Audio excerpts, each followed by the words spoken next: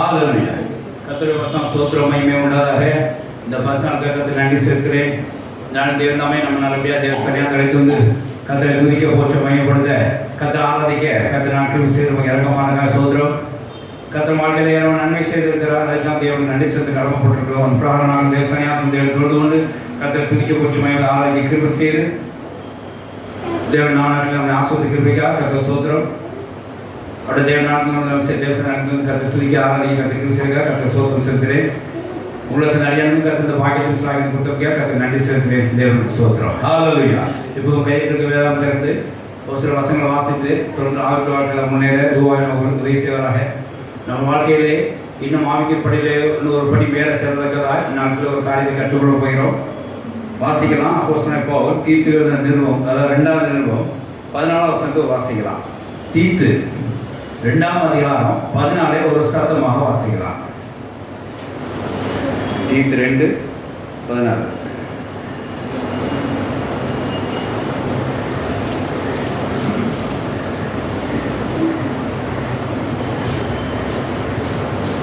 அவர் நம்மை சகல அக்கிரமங்களிலிருந்து மீட்டுக்கொண்டு தமக்கு சொந்த ஜனங்களாகவும் நற்கிரியை செய்ய பக்தி வைராக்கியம் உள்ளவாகவும் தம்மை சுத்திகரிக்கும்படி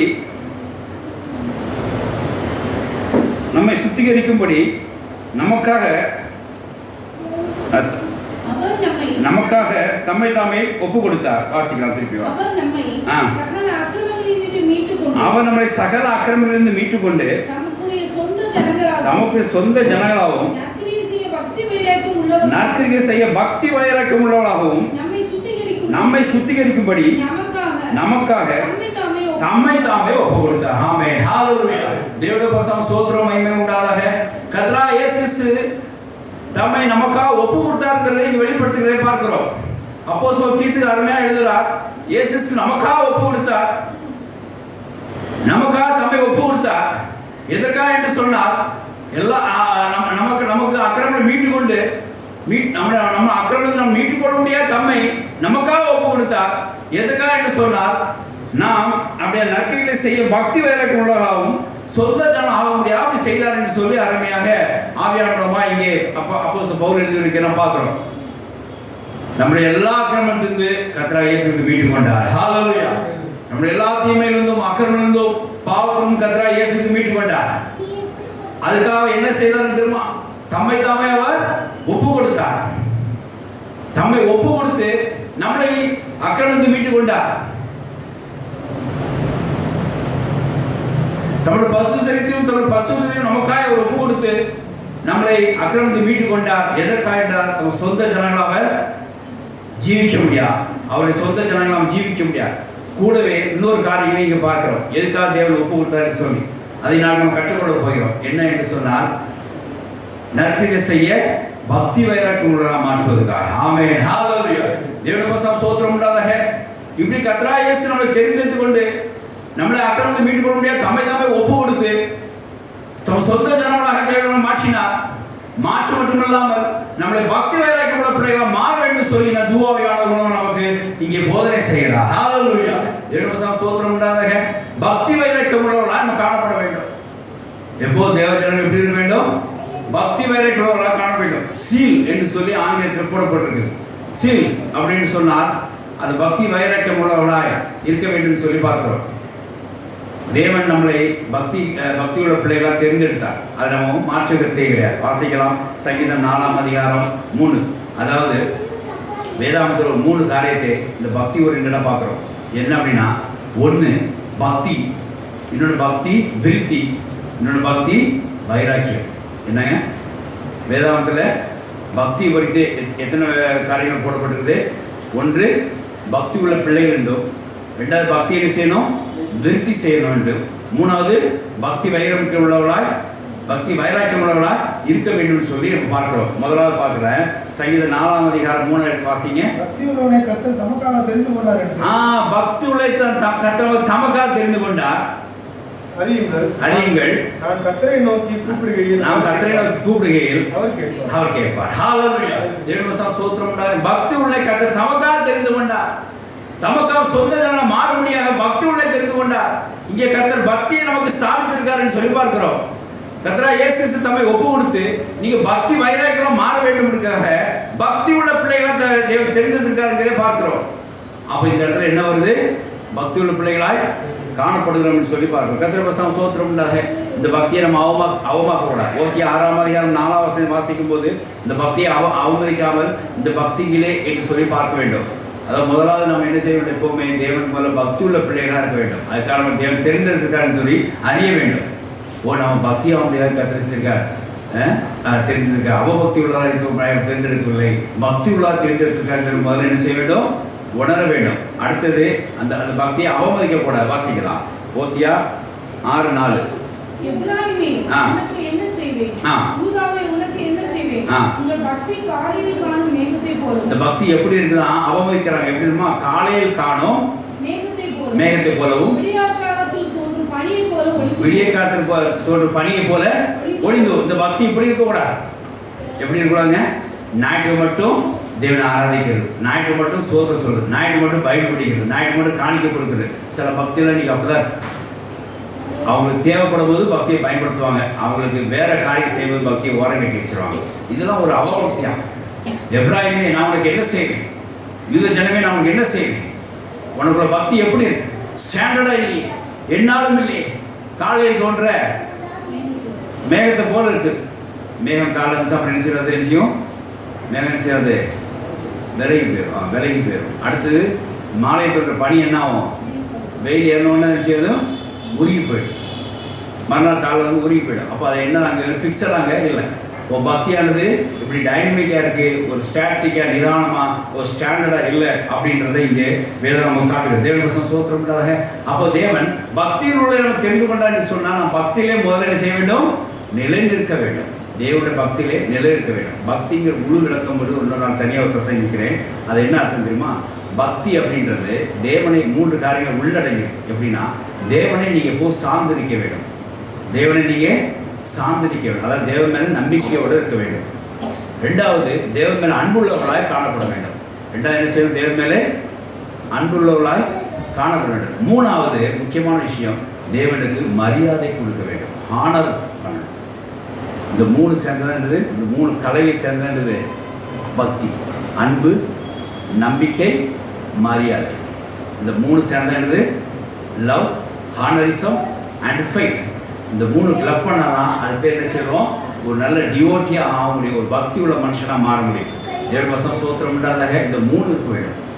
இந்த 3ம் திரும்ப திரும்ப நான் செய்ய மித்தமாக இந்த 3ஐயும் வைத்து நம்ம ஒரு நற்கிரியை செய்தால் அது பேர் என்ன தெரியுமா? பக்தி விருத்தின்னு அர்த்தம், என்ஹான்ஸ்னு அர்த்தம். விருத்தி அதை வைக்கிறோம்னு சொல்லுங்கள். இந்த பக்தியிலே நம்ம இருந்துவிடக்கூடாது. தேவன் பக்தி கேட்டு தெரிந்து கொண்டார், பக்தியோட தமக்கென்று தெரிந்து கொண்டார். இந்த பக்தி வந்து நம்ம 4 நாளே, அதாவது காலையில் தோண்டி சாயங்காலம் மறைய மாதிரி இருக்கக்கூடாது, அன்றாடம் இருக்க வேண்டும். இந்த பக்தியிலே நிலைத்திருக்க வேண்டும் என்று சொல்லி நம்ம பார்த்தோம். அது மாற்றமில்லை. இந்த பக்தியிலே என்ன செஞ்சிடக்கூடாது? அப்படியே போதும் என்ன செஞ்சு இருந்துடக்கூடாது. பக்தி என்ன செய்யணும்? விருத்தி பண்ணணும், என்ஹான்ஸ் பண்ணணும், இன்க்ரீஸ் பண்ணணும். அதுக்கு என்ன பண்ணணும்னா இந்த நான் சொல்ற பக்திக்குள்ள அடங்கி இருக்கிற அந்த அன்பு, நம்பிக்கை, அந்த மரியாதை நம்ம என்ன செய்யணும்? நம்ம அதிகரிக்கணும், என்ஹான்ஸ் பண்ணணும், இன்க்ரீஸ் பண்ணணும். தேவனுடைய வசனம் ஸ்தோத்திரம் உண்டாதாக. அதுக்கு தான் கர்த்தர் என்ன செய்திருக்கிறார்? இது சொல்லிக் கொடுக்கிறது தான் கர்த்தர் சபையை வைத்திருக்கிறார். எபேசியர் 4ஆம் அதிகாரம் 12 வாசிக்கும் போது இந்த பக்தியோட தேவன் பக்தியோட மக்களை தெரிந்து கொண்டார். அந்த பக்தியோட ஜனங்களோடு அப்படி மக்கள் விட்டுறக்கூடாது, அந்த பக்தியோட மக்கள் அப்படி இருந்து விடக்கூடாது. அதுக்கப்புறம் அந்த பக்தி என்ன செய்ய வேண்டும்? ஒரு விருத்தி செய்ய வேண்டும். சபையை ஸ்தாபித்தார். சபையிலே அங்கே பக்தி அடைந்த மக்களை அழைத்து கொண்டு வந்தார். ஹல்லேலூயா. தேவனுடைய ஸ்தோத்திரம் உண்டாக. பாருங்க, கர்த்தர் உங்களுக்கு தெரிஞ்செடுத்துருக்காருன்னா நீங்கள் பக்தியில் மக்கள் என்ன செய்யுங்க? தெரிஞ்செடுத்துக்காரு. முதல்ல நீங்கள் அறிஞ்சிக்கோங்க. முதல்ல என்ன நினைங்க? கர்த்தர் உங்களை பக்தியோட ஜனம் மாற்ற முடியாது செய்யுங்க, தெரிஞ்செடுத்துருக்காரு. அப்புறம் ஏன் சபைக்கு அழைத்து வந்தா? நீங்கள் பக்தியை விருத்தி அடைய முடியாது. ஹல்லேலூயா. வாசிக்கலாம். பரிசுத்தவான்கள் சீர்பொருந்தும் பொருட்டு, பரிசுத்தவான்கள் சீர்பொருந்தும் பொருட்டு சுவிசேஷ ஊழியத்தின் சுவிசேஷ வேலைக்காகவும் கிறிஸ்துவின் சரீரமாகிய சபையானது, கிறிஸ்துவின் சரீரமான சபையானது பக்தி விருத்தி அடைவதற்காகவும் அவர் சிலரை அப்போஸ்தலராகவும், சிலரை தீர்க்கதரிசியாகவும், சிலரை சுவிசேஷகராகவும், சிலரை மேய்ப்பராகவும், போதகராகவும் ஏற்படுத்தினார். ஹல்லேலூயா. தேவனுடைய வசனம் ஸ்தோத்திரம் உண்டாதாக. பக்தி விருத்திக்காக சபைக்கு கர்த்தர் உங்களை அழைத்து கொண்டு வந்திருக்கிறார். பக்தியோடு மட்டும் நீங்க அப்படி இருந்தக்கூடாது. தேவனை தெரிந்து கொண்டா நான் பக்தியுள்ள ஜனங்கள்னு சொல்லி வீட்டிலே என்ன செஞ்சிடக்கூடாது, ஆராதனை செஞ்சிட வீட்டிலே ஜெபம் பண்ணி நான் பக்தியுள்ள இருக்கேன் காணிக்கலாம் கொடுக்குறேன் அப்படி இருந்தக்கூடாது. சபைக்கு வர வேண்டும். ஏன்னா சபையெல்லாம் பக்தி விருத்தி அடையக்கூடிய ஒரு காரியம் இருக்கிறது. அதுக்கு ஆட்கள் நியமிக்கப்பட்டிருக்காங்க. அவர்கள் உங்களை போதனம் செய்வார்கள். கர்த்தருடைய சோத்திரம் இல்லாதாக அங்கே அப்போஸ்தலன் பவுல் அப்படிதான் சொல்கிறார். ஏன்னா பக்தி விருத்தி அடைய முடியாதா நம்ம சபைக்கு வந்திருக்கோம் என்று சொல்கிறார். 2 கொரிந்தியர் 12:19 வாசிக்கலாம், 14:12 ஒருத்தர் வாசிக்கலாம். 2 கொரிந்தியர் 12:9 வாசிங்க, அது 14:2 வாசிங்க, வேகமாக வாசிங்க. 2 கொரிந்தியர் 12:9 2 கொரிந்தியர் 12:19 அப்புறம் 14:12 நாங்கள் யோக்கியர்கள் என்று விளங்கும்படி உங்களிடத்தில் பேசுகிறோம் என்று எண்ணிக்கிறீர்களோ? தேவனுக்கும் கிறிஸ்துவுக்குள் பேசுகிறோம். பாருங்க, நாங்க யோக்கியம் என்று பேசுறதுக்காக உங்க மத்தியில நாங்க பேசிக் கொண்டிருக்கோம்ல, கிறிஸ்துக்குள்ளாக பேசுகிறோம். கிறிஸ்துவுக்குள்ளாக பேசுகிறோம். பிரியமானவர்களே, உங்கள் பக்தி விருத்திக்காக செய்கிறோம். சகலத்தை உங்க பக்தி விருத்திக்காக செய்கிறோம். ஹalleluya. ஏன் கர்த்தர் சபைக்கு உங்களை அழைத்து வர வேண்டும்? பக்தி உள்ளவங்களை பக்தி விருத்திகளா மாற்ற வேண்டும் இருக்கா. ஹalleluya. ஏன்னா இங்க என்ன பண்ணப்படுதுன்னா, எங்கள் யோக்கியத்துக்காக நாங்க பேசாமல் சகலத்தையும் உங்க பக்தி விருத்திக்காக என்ன செய்யறோம், பேசுறோம். இப்போ நாங்க பக்தி விருத்திகள் நீ அடையணும் அப்படின்னு சொல்லி நாம பேசி கொண்டிருக்கிறோன்னா நான் யோக்கியம் காட்டுறதுக்கு இல்லை.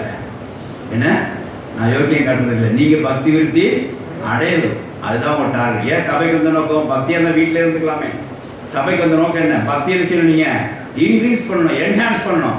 அதுக்கு தான் நம்ம வந்திருக்கோம். அதுதான் நீங்கள் வந்திருக்கீங்க. நாங்கள் அதுதான் போதிக்கிறோம். எங்கள் யோக்கியத்தை நான் வெளிப்படுத்துறதுக்காக பண்ணுறது இல்லை. இப்போ 14:12 வாசிக்கலாம். அந்நிய பாஷைகளாலும் அந்நிய பாஷையில் பேசுகிறவர்களின் ஆவியினாலே ரகசியங்களை பேசினாலோ அவர் பேசுகிறதை ஒருவனும் அறியாதிருக்கிறபடினாலே அவன் மனுஷனிடத்தில் பேசாமல் தேவனிடத்தில் பேசுகிறான். தீர்க்கதரிசனம் சொல்லுகிறவனோ மனுஷனுக்கு பக்தி விருத்தியும் ஆறுதலையும் உண்டாக்கத்தக்கதாக பேசுகிறார். தேவனுடைய வசனம் ஸ்தோத்திரம் உள்ளதாக. இங்கே தீர்க்கதரிசனம் பேசுறல, அந்நிய பாஷை மட்டும் பேச நிப்பாட்டிக்க கூடாது. தீர்க்கதரிசனம் பேச வேண்டும். எதுக்காக சொன்னா, இங்கே கர்த்தருடைய வசனம் வெளிப்படும் போது, தீர்க்கதரிசனம் வெளியும் பொழுது உங்களுக்கு என்ன உண்டாகும்? பக்தி விருத்தி உண்டாகும். தேவனுடைய வசனம் ஸ்தோத்திரம் உண்டாத. அதனால கர்த்தர் சபையில அவங்க என்ன செய்யற, பக்தியுள்ள ஜன கர்த்தர் செய்யற சபையில சேர்க்கிறார். நாங்களும் ஜெபம் பண்ணும்போது என்ன செய்யறோம், பக்தியுள்ள மக்களுக்கு சபையை சேர்ந்து ஜெபிக்கிறோம். ஏன்? அப்போதான் அவங்க என்ன செய்யலாம், பக்தி விருத்தி அடையலாம். ஏன்னா இங்கே தீர்க்க தரிசனம் இருக்கிறது, இங்கே போதகம் இருக்கிறது, அப்போஸ்தலர் ஐக்கியம் இருக்கிறது, அப்போஸ்தலர் உபதேசம் இருக்கிறது. உங்களுக்கு என்ன செய்யுது? பக்தி விருத்தி உண்டாக்க செய்யும். இங்கே போதகர் இருக்கிறார்கள், சுவிசேஷர் இருக்கிறார்கள், பக்தி விருத்தி அடைய முடியாது செய்யும். 1 கொரிந்தியர் 14:17 வாசிக்கலாம். அந்த பக்தி விருத்தி அடைந்தோடு இல்லாமல் கொஞ்சம் கிரியை நடப்பிக்க வேண்டும். இந்த பக்தி விருத்தி நீங்க என்ன செய்யலாம்? நான் ஏற்கனவே சொல்ல போறேன், பக்திக்குள்ள என்ன இருக்கு அப்படின்னா, நம்பிக்கை இருக்கிறது, அன்பு இருக்கிறது, விசேஷமா மரியாதை இருக்கிறது. அதை என்ன செய்யணும்? அந்த 3ஐயும் உள்ளுக்குள்ள நீங்க திரும்ப திரும்ப செஞ்சாதான் அந்த பக்தி என்ன விருத்தி அடையும். அந்த பக்தி விருத்தி அடையிறது தான் அதை வைத்து அந்த பக்தி விருத்தி அடையணும்னு சொன்னால் நீங்க பக்தியை வைத்து ஒரு நற்கிரியை செய்ய வேண்டும். எனக்கு என்ன பக்தி இருக்கு, போதும் வீட்டில் உட்கார்ந்துடக்கூடாது. அந்த பக்திக்குள்ள அடங்கி இருக்கிற அந்த அன்பு, அந்த நம்பிக்கை, அந்த மரியாதையை கொண்டு நீங்க சில நற்கிரியைகள் செய்யும் போது அந்த பக்தி உங்களுக்குள்ள விருத்தி உண்டாகும் என்கிறதை பார்க்கிறோம். வேதாம் அப்படியே அவங்க போதிக்கிறது. வாசிக்கலாம். 1 கொரிந்தியர் 14:17. நீ நன்றாய் ஸ்தோத்திரம் பண்ணுகிறாய், ஆகிலும் மற்றவன் பக்தி விருத்தி அடைய மாட்டானே. மற்றவன் பக்தி விருத்தி அடைய. நீ ஸ்தோத்திரம் சொல்ற உனக்கு தான் பிரயோஜனம். நீ ஜெபம் பண்றனால உனக்கு தான் பிரயோஜனம். மற்றவன் செய்ய மாட்டான், பக்தி விட மாட்டான். அப்போ என்ன செய்யணும் அப்படின்னா, பக்தி விருதுக்காக நீ ஏதாவது ஒரு நற்கிரியை செய்யணும். 1 தீமோத்தேயு எடுத்து பார்த்தீங்கன்னா தெரியும். நீ எதை செஞ்சாலும் என்ன செஞ்சிரு, பக்தி விருத்தி அடைய முடியாது செய். 1 தீமோத்தேயு ஒரு வசனம் வாசிங்கன்னா, 1 தீமோத்தேயு எதை எப்போ செஞ்சாலும் என்ன செஞ்சிரு, பக்தி விருத்தி எதுவா செய், அதே உனக்கு சரியா இருக்குன்னு சொல்லி சொல்லுறார். அப்போ என்ன செய்ய, சோத்திரம் செலுத்தினா நல்லதுதான். ஆனால் என்ன செய்யணும், பக்தி விருத்தி அடையுமா எதையாவது செய் என்று சொல்லி அப்போஸ்தலர் பவுல் தீமோத்தேயுக்கு ஆலோசனை கொடுக்கிறதை பார்க்கலாம். வாசிக்கலாம். எடுத்தவங்க வாசிங்க வசனம்.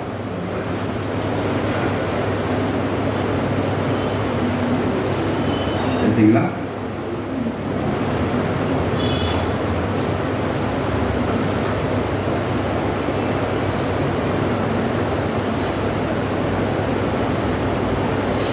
சரி, அதை எழுதி வச்சுக்கோங்க. எதை செய்தாலும் அந்த பக்தி விருத்தி கண்டு செய்ய வேண்டும் என்று சொல்லி அப்போஸ்தலர் 4 இடத்துல சொல்கிறார். கர்த்தருக்கு ஸ்தோத்திரம் உண்டாதாக.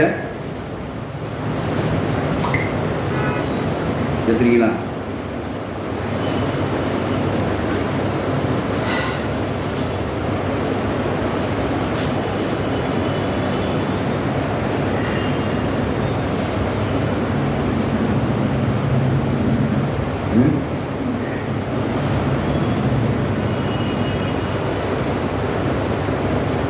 சரி, கர்த்தருக்கு ஸ்தோத்திரம் வீட்டில் நோட் பண்ணி நான் அப்புறம் எடுத்துறேன்.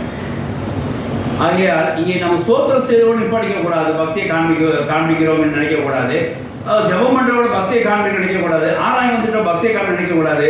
அதை சேர்ந்து விருத்தி பண்ணோம்னா அந்த பக்திக்குள்ளே இருக்கிற அந்த அன்பு, அந்த நம்பிக்கை, அந்த மரியாதை என்ன செய்யணும், அங்கே பயன்படுத்தும் போது ஒரு நற்கிரியை கர்த்தர்களுக்கு அங்கே உண்டு பண்ணுவார். அது உங்களுக்கு என்ன செய்யும், பக்தி விருத்தி உண்டாக செய்யும் சொல்லி தேவன் திருமணம் பண்ணுறார். கர்த்தருக்கு ஸ்தோத்திரம் உண்டாதாக. சூப்பர், வாசிங்க. 2:2 வாசிங்க. தகுதியான வஸ்திரத்தினாலும் ஞானத்தினாலும் தெளிந்த புத்தியினாலும் தேவபக்தர்கள் என்று சொல்லிக் கொள்கிற ஸ்திரீகளும் ஏற்றபடியே நற்கிரியினாலும் தங்களை அலங்கரிக்க வேண்டும். தேவனுக்கு ஸ்தோத்திரம் உண்டாதாக. இங்கே உலக அலங்கரிப்பு இல்லாமல் நற்கிரியினால் அலங்கரித்து கொண்டால் அவன் தேவ பக்தி உள்ளவர்கள், தேவ பக்திக்கு விருத்தி அடைய வேண்டிய அப்படி செய்கிறான்னு சொல்லி பார்க்கிறோம். தேவனுக்கு ஸ்தோத்திரம் உண்டாதாக. இன்னொரு காரியம் இதோட இன்னொன்று ஒன்று இருக்குது. அதாவது இது வந்து அது ஸ்திரீக்கு சொல்கிறதா இருக்குது. நீ எதை செய்தாலும் பக்தி விருத்திக்கு செய்கிறது நல்லா இருக்கும் என்று சொல்லி பார்க்கிறோம். தேவனுக்கு ஸ்தோத்திரம் உண்டாக. ரோமர் இருக்குன்னு நினைக்கிறது ஆக்சுவலாக.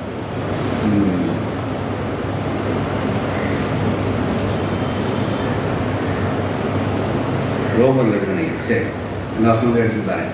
ஆகையினால நீங்கள் என்ன செஞ்சாலும் உங்கள் பக்தியை காமிக்க முடியாது, நீங்கள் சோத்திரம் செய்கிறீங்க நல்லது தான். பக்தியை காமிக்க முடியாது, ஜெபம் பண்ணுறீங்க நல்லது தான். பக்தி காமிக்க ஆராதனை வரீங்க நல்லது தான். காணிக்கை செய்ய நல்லது தான். ஆனால் அதுக்குள்ளே அந்த பக்திக்குள்ளே அடங்கியிருக்கிற அந்த நம்பிக்கை, அந்த அன்பு, விசேஷமாக அந்த மரியாதையை நீங்கள் தொடர்ந்து என்ன செய்யணும், அதை வைத்துக்கொண்டு நற்கிரியை செய்யும் போது அது பக்தி என்ன உண்டாகும், விருத்தியாகவும் இன்க்ரீஸ் ஆகும். அந்த பக்தியாக தான் இருக்கும். அப்போ கர்த்தர் என்ன சொல்லுவார்னா, கர்த்தர் தேவன் பக்தியுடன் தமக்கென்று தெரிந்து கொண்டு அப்படியே அந்த ஜனங்களை விட்டு விடாமல் சபைக்கு அழைத்து வந்து அங்கே அப்போஸ்தலரும் போதகர்களையும் நியமித்து, டீச்சர்கள் அதாவது பாஸ்டர்களையும் நியமித்து அங்கே பக்தி விருத்தி ஏதுவாக உங்களை வழிநடத்துகிறார். உங்களுக்குள்ள அந்த அன்பையும் அந்த நம்பிக்கையும் அந்த மரியாதையும் அங்கே பழக்குவித்து நற்கிரியை செய்யும்படியாக உங்களுக்கு கர்த்தர் என்ன செய்கிறார், பக்தி விருத்தி பண்ணுறார், பக்தியை விருத்தி பண்ணுறார். தேவனுக்கு ஸ்தோத்திரம் உண்டாதாக. இப்படி கர்த்தர் உங்களுக்கு அந்த பக்தி விருத்தியை செய்யும்படியாக செய்கிறார். அதை எபேசியர்லேயே 4:14 கூட வாசிக்கலாம். எபேசியர் 4:14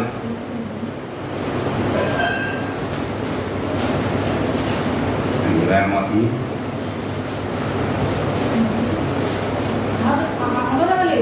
சரீரம் முழுவதும் அதுக்கு உதவியாக இருக்கிற சகல கருக்களினாலும் செவ்வாய் கூட்டி இணைக்கப்பட்டு ஒவ்வொரு அவயமும் தன் அளவுக்கு கிரியை செய்கிறபடியே அது அன்பினாலே தனக்கு பக்தி விருத்தி உண்டாவதற்கு ஏதுவாக. ஆமென், ஹalleluya. எப்படி பார்த்தீங்களா, இந்த அன்பு என்ன செய்றாரு, எல்லாரையும் ஒன்று சேர்த்து வச்சு அன்பையும் அந்த நம்பிக்கையும் காட்ட வச்சு அங்கே என்ன உண்டாகுது, மரியாதை செலுத்தி எல்லாரும் கூடி வரும்போது இந்த பக்தியை காண்பித்து என்ன உண்டாகுதுன்னா அங்கே என்ன உண்டாகுது, அங்கே தனக்கு பக்தி விருத்தி உண்டாக எதுவாக சரி வளர்ச்சி உண்டாக. ஹalleluya. இப்போ நீங்கள் யோசிச்சு பாருங்க, நான் உங்களை விளையாட்டை கூட கேட்குறேன். நீங்கள் பக்தி உள்ள ஜனங்கள் கர்த்தர் உங்களை தேர்ந்தெடுத்துக்கிறார்.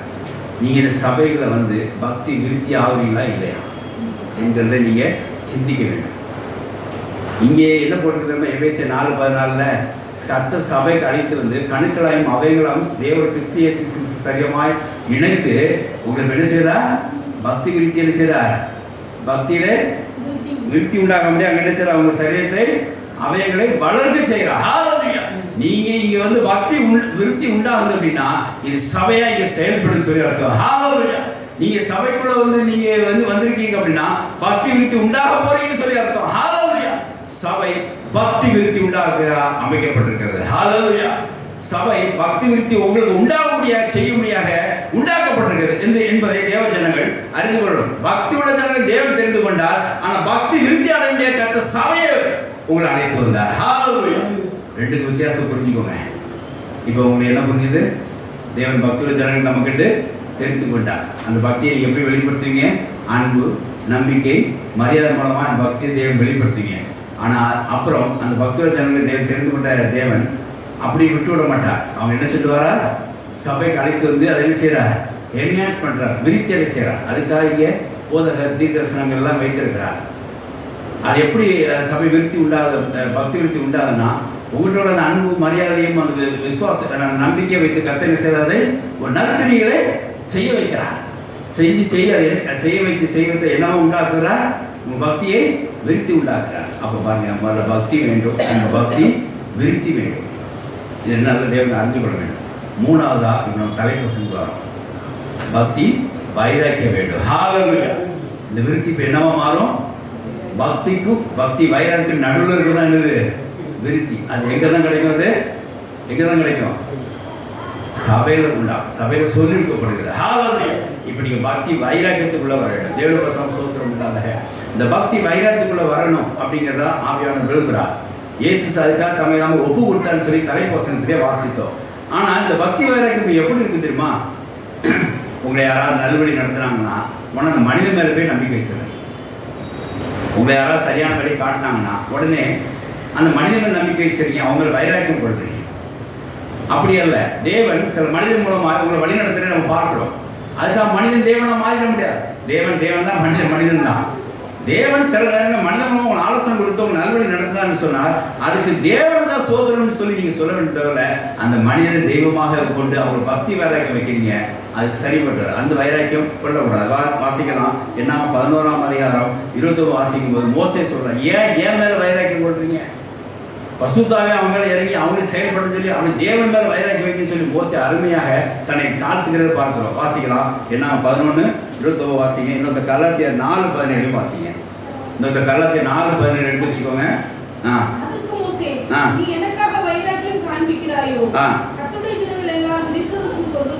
மோசே எனக்கா நீ வைராக்கியம் காண்பிக்கிறாயோ?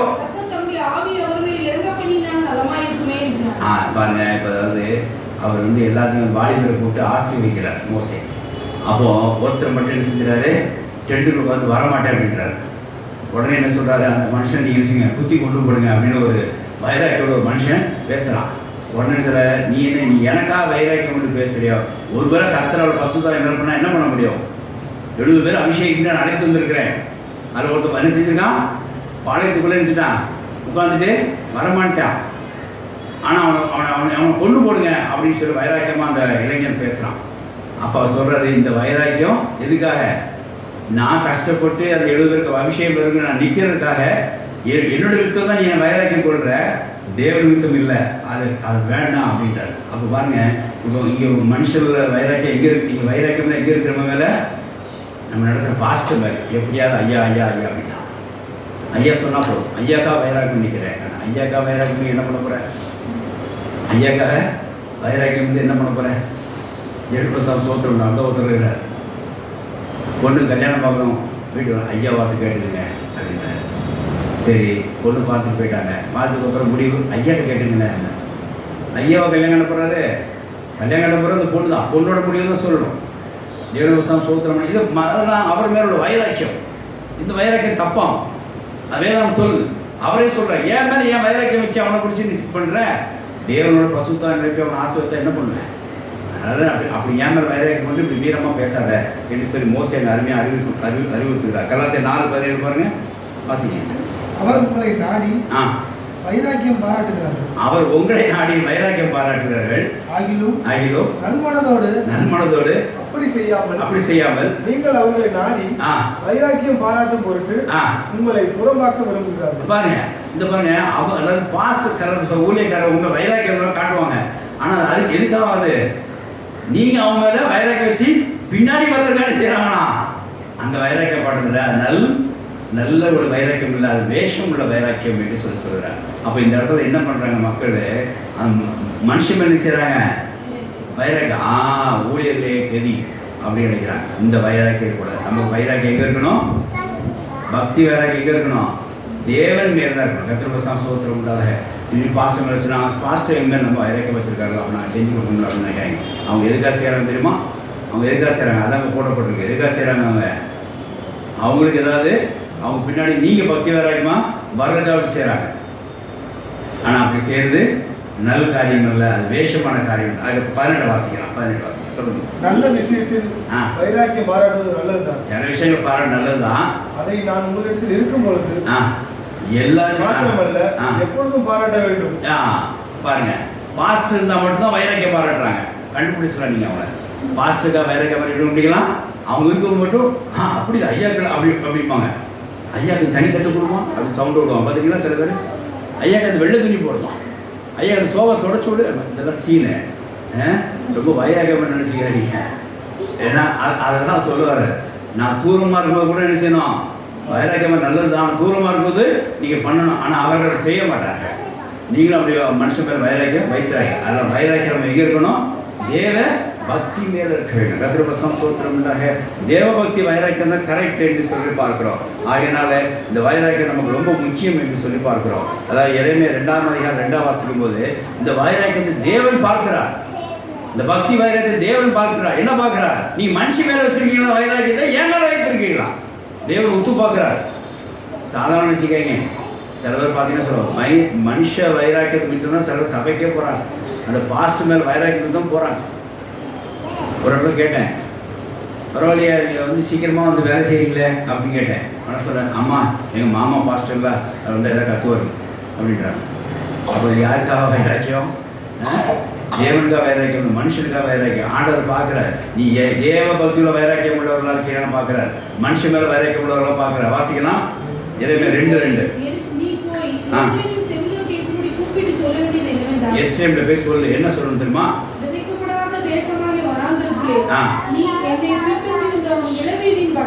ஒண்ணுமே இல்லாதப்போ ஒண்ணுமே இல்லாதப்போ நீ என்ன பின்பற்றி இருந்து பாத்தியா? அந்த இளவு பக்தியையும் இளவயது பக்தி என்ன செய்யறேன்? நான் என்ன செய்யறேன்?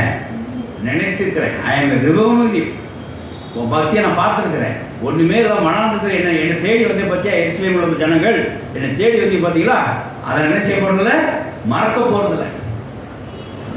நான் அந்த நீ என்னை அந்த பக்தி விருத்தி இல்லாமல் என்னை தேடி வந்தேன். பக்தி வைராக்கி வச்சதுனால உன் இளவயது வச்ச பக்தியை என்ன செய்ய போறதில்லை, மறக்க போறதில்லை என்று சொல்லி ஞாபகப்படுத்துகிறேன், நினைவுபடுறேன் என்று சொல்லி ஆண்டவர் திருவிழம் பற்றதை பார்க்கிறோம். அப்போ இது வந்து என்ன தெரியுது? இது என்ன தெரியுது? நீ வைக்கிற பக்தி வைராக்கியம் மனுஷன் மேலையா தேவன் மேலையாங்கிறத என்ன செய்யறாரு?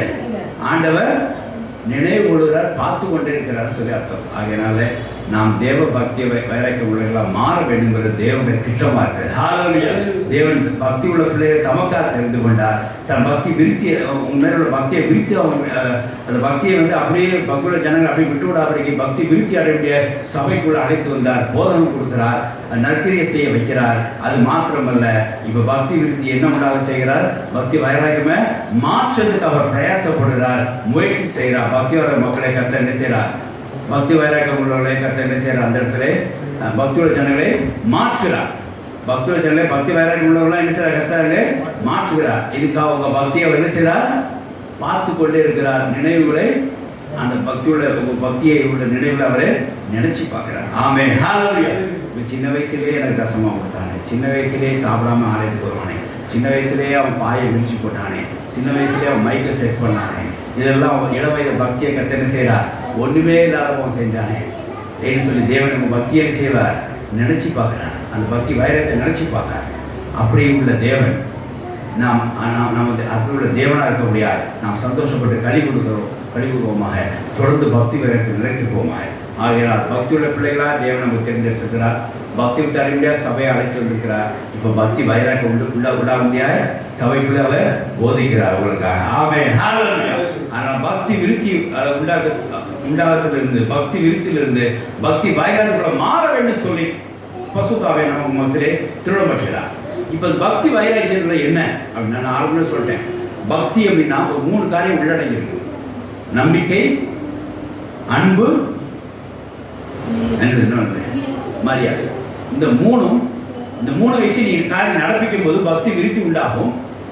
நற்கிரியை செய்வது பக்தி விருத்தி உண்டாகும். இது பக்தி வைராக்கியமாய் மாறும். இப்போ என்ன தெரியுமா, எப்படி பக்தி வைராக்கியம் மாறுனா எக்ஸ்ட்ரா ஒன்று வரும். என்ன தெரியுமா அது?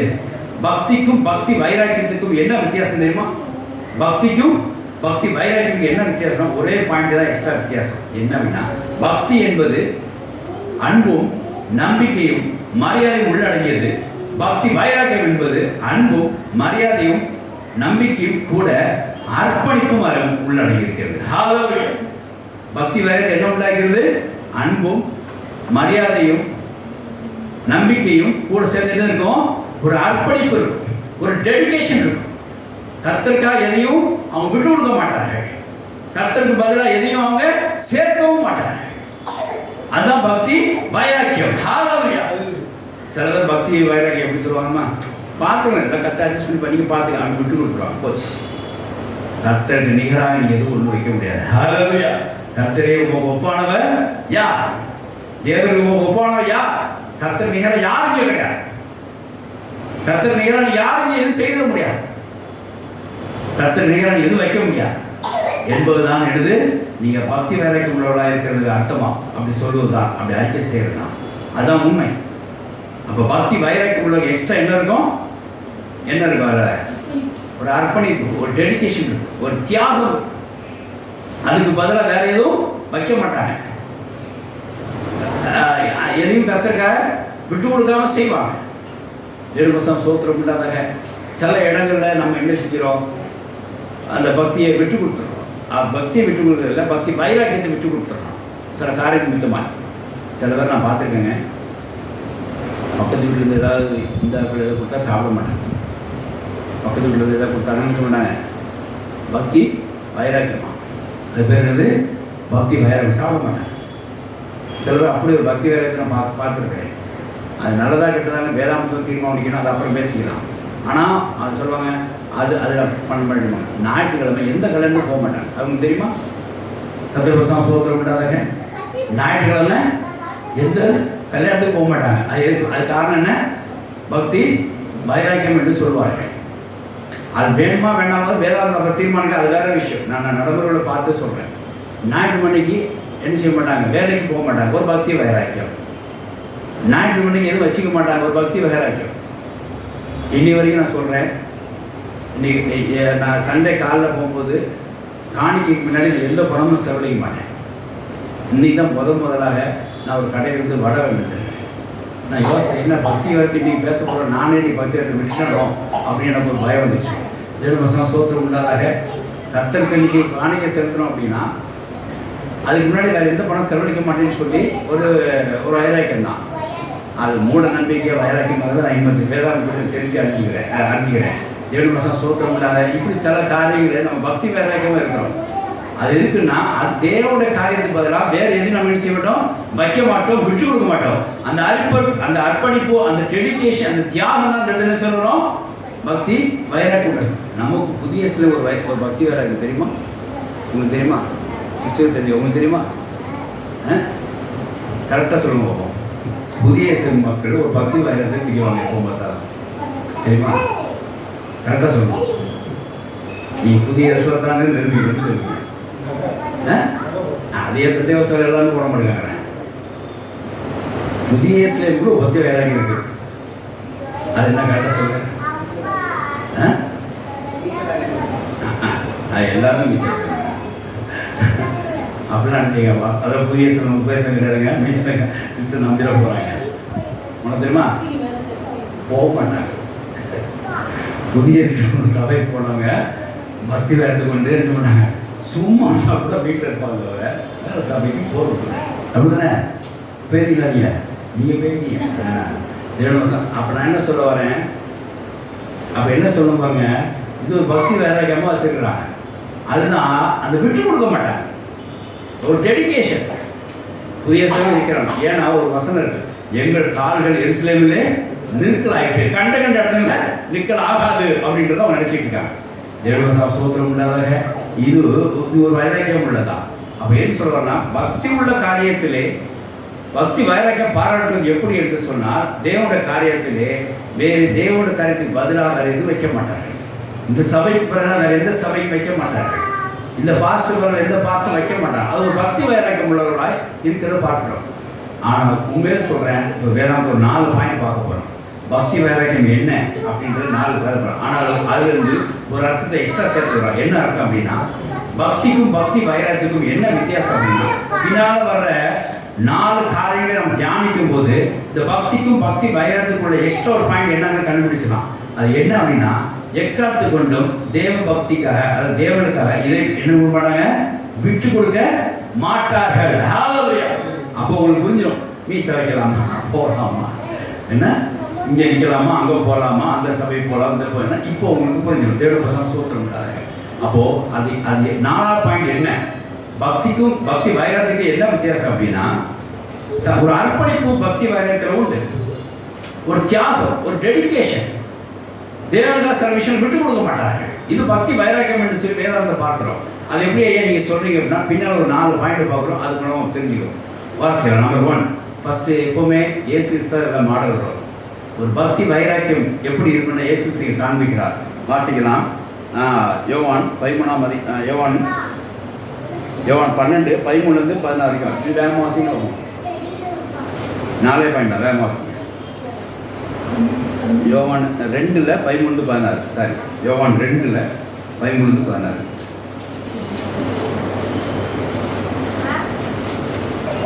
இந்த யூதருடைய பஸ்கா பண்டிகை சமயமாயிருந்தது. அப்பொழுது இயேசு எருசலேமுக்கு போய் தேவாலயத்தில் ஆடுகள் மாடுகள் புறாக்களாகியவர்களை விற்கிறவர்களையும் காசுக்காரர் உட்கார்ந்ததை கண்டு கயிற்றினாலே ஒரு சவுக்கை உண்டுபடி அவர்களை யாவரையும் ஆடு மாடுகளையும் தேவாலயத்துக்கு புறம்பே துரத்திவிட்டு காசுக்காரருடைய காசுகளை கொட்டி கலவைகளை கவிழ்த்து போட்டு புறா விற்கிறவர்களை நோக்கி இவைகளை இவ்விடத்திலிருந்து எடுத்துக்கொண்டு போங்கள், என் பிதாவின் வீட்டை வியாபார வீடாக்காதவர்கள் என்றார். இயேசு சர்ச்சில் போய் ஒரு ரைடு விட்டாருங்கிறதே பார்க்குறோம். என்ன ரைடு தெரியுமா? இந்த வீடு என்ன வீடு ஆக்சுவலா? ஜப வீடு. அது என்ன ஆகக்கூடாது? பல்ல கூட ஆக்க யார் விட மாட்டா? இயேசு விட மாட்டார். அப்படி ஆக்குனாங்கன்னா அந்த ஆக்குனவங்க கற்று என்ன செய்கிறார்? சவுக்குனால அடிக்கிறார்.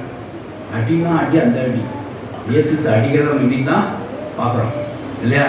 தேவவசம் சோத்திரம். என்ன ஒரு வைராக்கியம் பாருங்க. அதுக்கு அடுத்த வசனம் பாருங்க.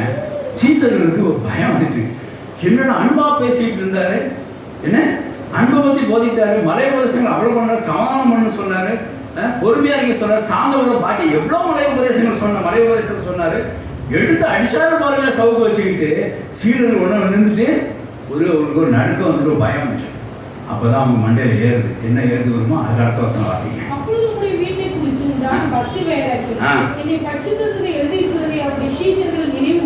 அப்பதான் உங்களுக்கு புரியுது. ஓஹோ, வசனம் எப்படி இருக்குது? உங்களோட பக்தி வைராக்கியம் உங்களோட வீட்டை குறித்து என்னது? ஒரு பக்தி வைராக்கியம் உண்டாச்சு, பக்தி வைராக்கியம் இருக்குன்னு சொல்லி அப்போதான் சீசர்களுக்கு புரியுது. தேவவசம் சோத்திரம் உண்டாதாக. சபைக்கு தேவன் அழைத்து வருகிறார், தேவனை அவங்க தொழுநூறுமா வைக்கிறார். ஆனால் அதோட நீங்க நிறுத்திடக்கூடாது. இங்க ஒரு தேவன் இயேசு இங்க சபையை ஜப வீட வேற வீடா மாத்துறதுக்கு ட்ரை பண்ற ஒரு ஜனங்களை ரைடு விட்டு சரி பண்றேன்னு சொல்லி பார்க்க ஒரு சுத்திகரிப்பை அங்க கத்து நடத்தினார். ஒரு சாண்டிஃபிகேஷன் அங்க கத்து நடத்தினார். எதுக்கு அப்படின்னா, தேவன் வீடு தேவ வீடா தான் இருக்கும், ஜப வீடு ஜப வீடா தான். இங்க வந்து கள்ள போய் மாத்திரக்கு நான் எக்காந்து கொண்டும் அனுமதிக்கவில்லை, விட்டு கொடுத்தல இல்லை. இயேசு விஷயத்துல தேவன் ஆலயத்தை வேற ஏதாவது மாத்துறதுக்கு அவர் என்ன செய்யல, விட்டு கொடுக்கல. அவர் அந்த தேவன வீட்டிலிருந்து பக்தி வைராக்கியம் அவர் என்ன செய்து பட்சித்தது. ஹalleluya. இது எங்க இருக்குன்னா சங்கீதம் 69:9. உங்க வீட்டை குறித்து நான் பக்தி வைராக்கியம் கொண்டே என்ற வசனத்தை அங்க நிறைவேற முடியாமல் செய்தார். நாமளும் சில வசனங்களை வைத்துதான் நான் பக்தி வைராக்கியத்தை காட்டுறது தவிர ஏதோ ஒரு மூட நம்பிக்கை தயவுசெய்து பக்தி வைராக்கியத்தை காட்டாதீங்க. ஹalleluya. பக்தி வைராக்கியம் காட்டணும்னா வசன பிரகாரம் பக்தி வைராக்கியத்தை காட்டுங்க. சங்கீதம் 69:9 வாசிங்க. உங்களுடைய வீட்டை குறித்து பக்தி வைராக்கியம் என்னை பட்சித்தது. இதுதான் அங்க என்ன செஞ்சது? இயேசு தானா இதை செய்யலை, கர்த்தர் வசனத்தினால தான் செஞ்சதை, தேவனுடைய வார்த்தை வித்தமாக செஞ்சார். அந்த ரைடை அங்கே விட்டார். இது வந்து என்ன தெரிஞ்சு பாருங்களேன். அதாவது சபை ஆராதனை வரும், அதாவது இப்படி வாசிக்கிறோம்.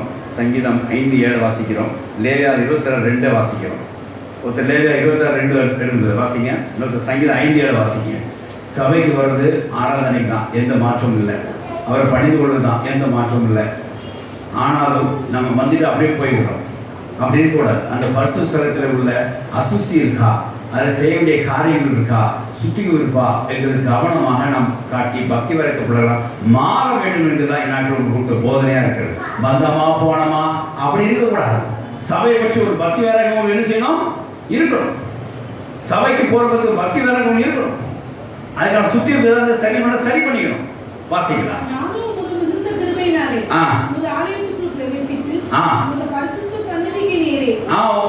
இந்த வார்த்தை என்ன போடப்பட்டிருக்கு பாருங்க. நானோ இந்த கிருபையினாலே ஒரு பரிசுத்த சன்னதி நேரே, இங்க சொல்லப்பட்ட வார்த்தை என்ன? பரிசுத்த ஆலயத்துக்குள்ளாக பரிசுத்த சன்னதிக்கு நேரே இதுக்கு தான் வர சொல் பயத்தை பணிந்து கொள்வேன்னு சொல்லி நம்ம ஆலயத்தை அழைக்கிறோம். நீங்களும் அதை வந்திருக்கீங்க. அப்போ இது பேர் என்ன தெரியுமா? நான் என்ன சொல்லிருக்கோமோ பக்தி உள்ள ஜனங்களுக்கும் பக்தி வைராக்கிய உள்ள ஜனங்கள் வித்தியாசம் காட்டுறேன். இது பேர் என்ன? சங்கீதம் 5 பேர் என்ன? பரிசுத்த சன்னதி வந்து பணிந்து கொண்டாது பிறகு பக்தி உள்ள ஜனம். பக்தி வைராக்கியம் உள்ள ஜனங்கள்னா அங்க போய் என்ன சொன்னோம்? ஜப வீடாக வைத்திருக்கணும். அதுக்கு வேற ஏதாவது விட்டு கொடுக்கறதா அதை நீ தைரியமா தட்டி கேட்கலாம். ஹalleluya. தேவ வசனம் ஸ்தோத்திரம் உண்டாதாக. ஒரு இடத்துல சபையில் கூட்டியிருக்காங்க. கூடி முடிஞ்சோடனே எல்லாம் என்ன பேசுங்க? சீட்டு போட்டு பேசியிருக்காங்க. என்ன சீட்டு தெரியுமா? நீங்கள் பிரதர் முடிஞ்சோடனே நீ இந்த மாதிரி சீட்டு வரல, நீ இந்த மாதிரி சீட்டை கொடுத்துட்டீங்க அப்படின்னு ஆலயத்தை முடிஞ்சிருக்காங்க. மக்கள் மத்தியில் சீட்டு பிரித்து போட்டு அந்த கலெக்ஷன்ஸாக நடந்திருக்கு. இது என்ன சொல்கிறது? என்ன கேட்டால் மக்களுடைய நலத்திட்டம் இது. சமூக வீணாக காசு அழிக்கக்கூடாது ஒரு திட்டம் கொண்டு வந்து பார்த்து சொல்கிறாங்க. இது பக்தி வைராக்கியமா? இது ஒரு நாள் நிச்சயமாக அது அழிஞ்சிடும். அப்படி செய்யக்கூடாது. தேவனை வேண்டி தேவனை ஜபமாக இருக்கும். தேவன் ஜப விடாத இருக்கணும். ஹalleluya. எதுக்காக விட்டு கொடுக்கலாம்? இங்கே இது நம்ம என்ன கண்டுபிடிக்க அப்படின்னா ஒரு டெடிகேஷன் இருந்து பார்க்குறோம், ஒரு தியாகம் இருந்து பார்க்குறோம். என்னை பரிசுத்தது, என்னை அட்ராக்ட் பண்ணியது. நான் இங்கே என்ன செய்ய மாட்டேன்? பசு தவிர காரியத்தை நான் சிந்திக்க மாட்டேன். நான் வந்தோமா போனோமா அப்படின்னு மட்டும் இல்லாமல் நாங்கள் பசுத்தோம்னா ஒழுங்காக இருக்கிறதா, இந்த காரியம் சரியாக இருக்கிறதா என்று சரி பண்ணி அதை சீர்படுத்தி வருமே. இங்கே பக்தி வைராக்கியம் உள்ளதா இருக்கும்.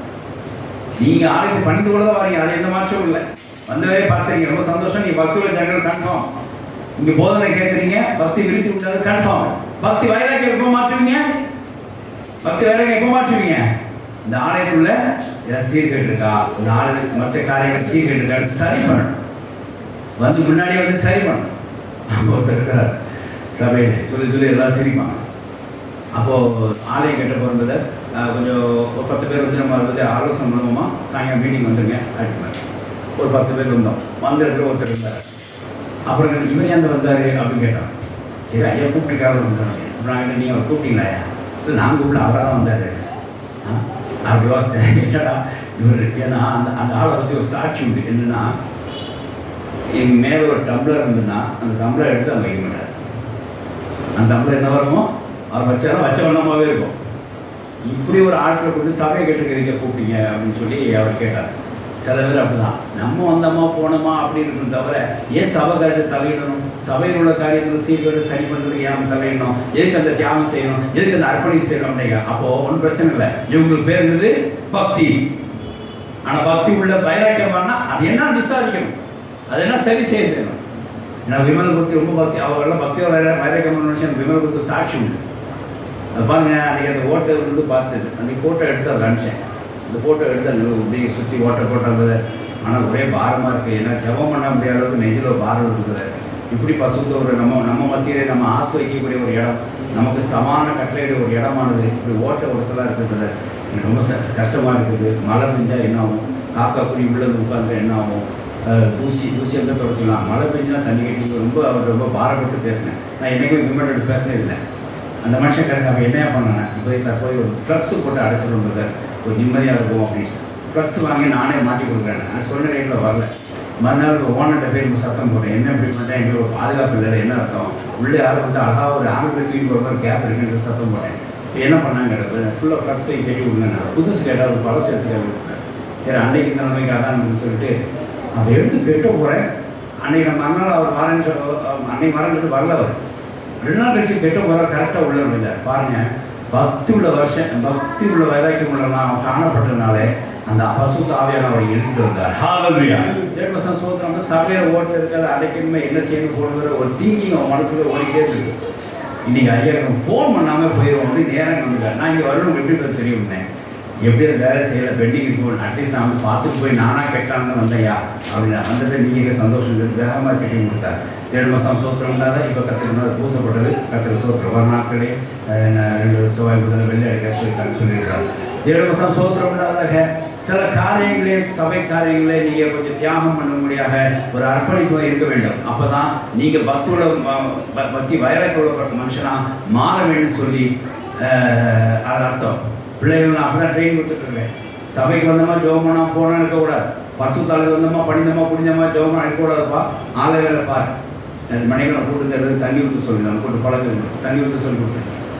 7 மாதம் சோத்திரம் இல்லாத ஆலயத்தை கொஞ்சம் காரியங்களை பாரு எப்படி சொல்லி பிள்ளைகளை நம்ம பக்தி வரைக்குள்ளெல்லாம் மாற்ற வேண்டும். 10 மாதம் சோத்திரம் இல்லாத ஆகையினால இங்கே இயேசு பண்ண மாடல் மூலமாக நாம் அறிந்து கொண்ட என்ன அப்படின்னா, தம்முடைய ஆலயத்தை தம்முடைய ஜெப வீட்டை எதற்காக விட்டு கொடுக்காமல் ஒரு அர்ப்பணிப்போடு காணப்பட்ட விதமாய் அங்கே கர்த்தர் என்ன செய்தார், ஒரு தியாகத்தோடு இருந்து அதை யாருக்கு விட்டு கொடுக்காமல் அந்த கல்லை போய் ஆக்க முயற்சித்தார். ஜனங்களை கர்த்தர் எதிர்த்தார், விசேஷமாய் விரட்டினார். அது ஆலயத்துக்கு அதாவது வசனம் நல்லா புரிஞ்சுக்கணும். ஆலயத்துக்கு புறம்பாக்கினார்னு சொல்லி பார்க்கணும், சற்று வெளியே அனுப்பிச்சிடணும். இப்படி அங்கே ஒரு சுத்திகரிப்பை உண்டு பண்ணினார். ஆகையினாலே பக்தி வைராக்கியம் இங்கே என்ன உண்டாக்கும் தெரியுமா? பக்தி வைராக்கியம் என்ன உண்டாக்கும்? ஒரு சுத்திகரிப்பை உண்டாக்கும். ஒரு மெசேஜ் இந்த வசனம் ஒரு மெசேஜ் தான். பக்தி வைராக்கியம் உங்களுக்கு என்ன உண்டாகும்? ஒரு சுத்திகரிப்பை உண்டாகும். நீ பக்தி வைராக்கியம் உள்ள பாருங்க, உங்களை சுற்றி எந்த சீர்கேடும் இருக்காது. ரைடு கத்தரிச ரைடுங்கிறத சீர்படுத்திட்டார். சபையை குறித்து உள்ள ஒரு பக்தியாரம் இருக்கு அப்படின்னு சொன்னால் அந்த இடத்துல ஒரு சுத்திகரிப்போ கத்தர் உங்க மூலமாக என்ன செய்வார்.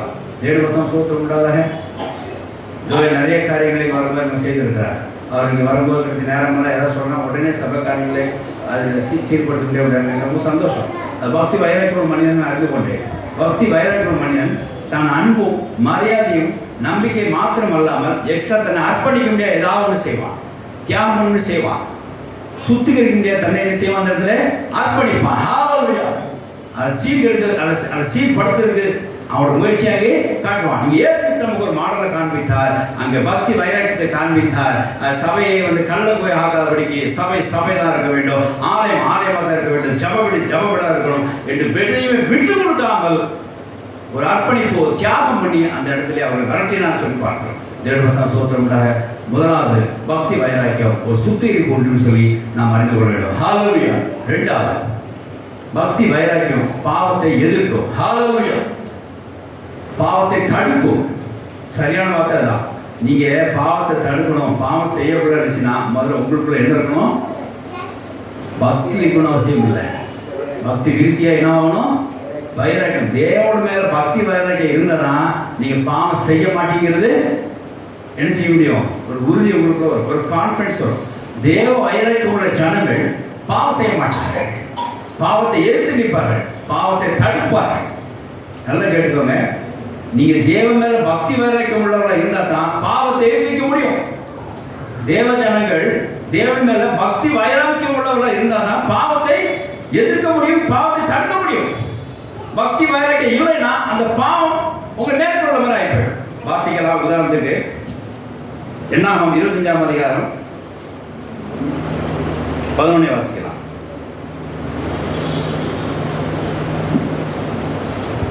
ஏன்னா 25:11 அதுக்கு பின்னாடி 13 வாசிங்க. சார் 7 வாசிங்க. என்ன 25 7 வாசிங்க. இது வேகமாக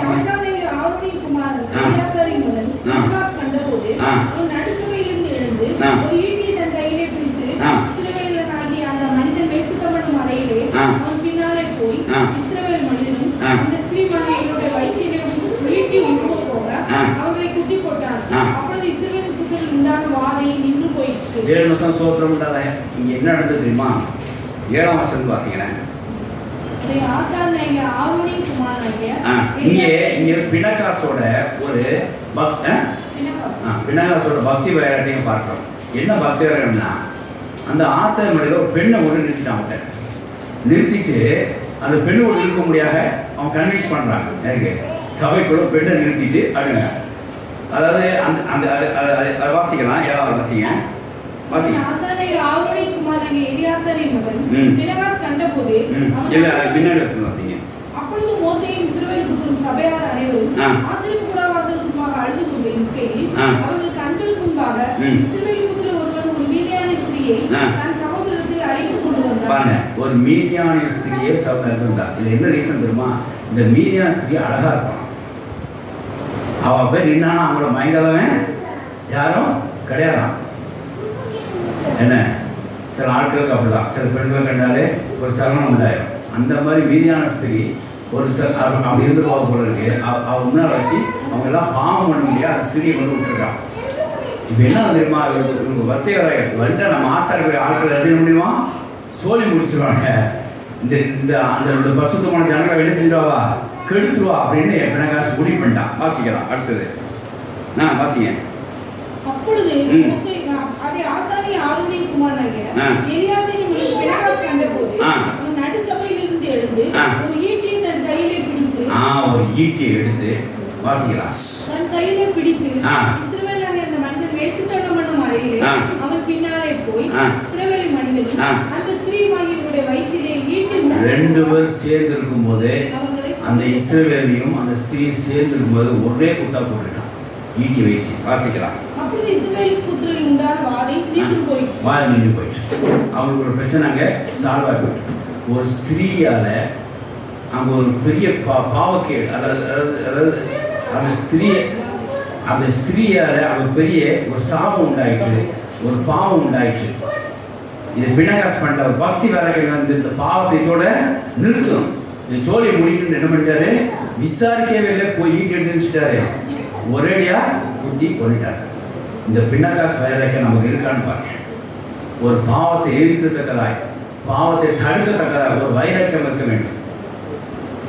நீங்கள் பக்தியுள்ள மக்களாக இருக்கலாம், உங்களை என்ன குறையும் நான் சொல்ல மாட்டேன். ஆனால் பக்தி வைராக்கியம் இருக்கா, பாவத்தை தடுக்கிற ஒரு எண்ணம் உங்களுக்கு இருக்கா, பாவத்தை எதிர்த்து நிற்கிற எண்ணம் உங்களுக்கு இருக்கா, அப்படி இருந்துன்னா அது வந்து தேவ மேல பக்தி வைராக்கியம் உண்டா. அப்படி இருந்துச்சுன்னா நீங்க தேவ வைராக்கியம் உள்ள பிள்ளைங்கன்னு சொல்லி அர்த்தம். ஒரு பாவத்தை கண்டா எழுத்து நிற்கணும், ஒரு தப்பை கண்டா எழுத்து நிற்கணும். நமக்கு என்ன அப்படி சொல்லி போகக்கூடாது. சில இடங்கள்லாம் பார்த்துருக்குறோம், சில பாவம் தப்பு நடக்கும், அம்பாட்டு அமைதியாக இருப்பான். ஒரு நாள் வெளிப்பாசிகள் ஒரு சாட்சியை சொன்னார். எப்படின்னா, ஒரு ஆட்டோவில் போயிட்டு இருந்தாங்க, நல்ல மழை பெய்து கொண்டு இருந்தாங்க.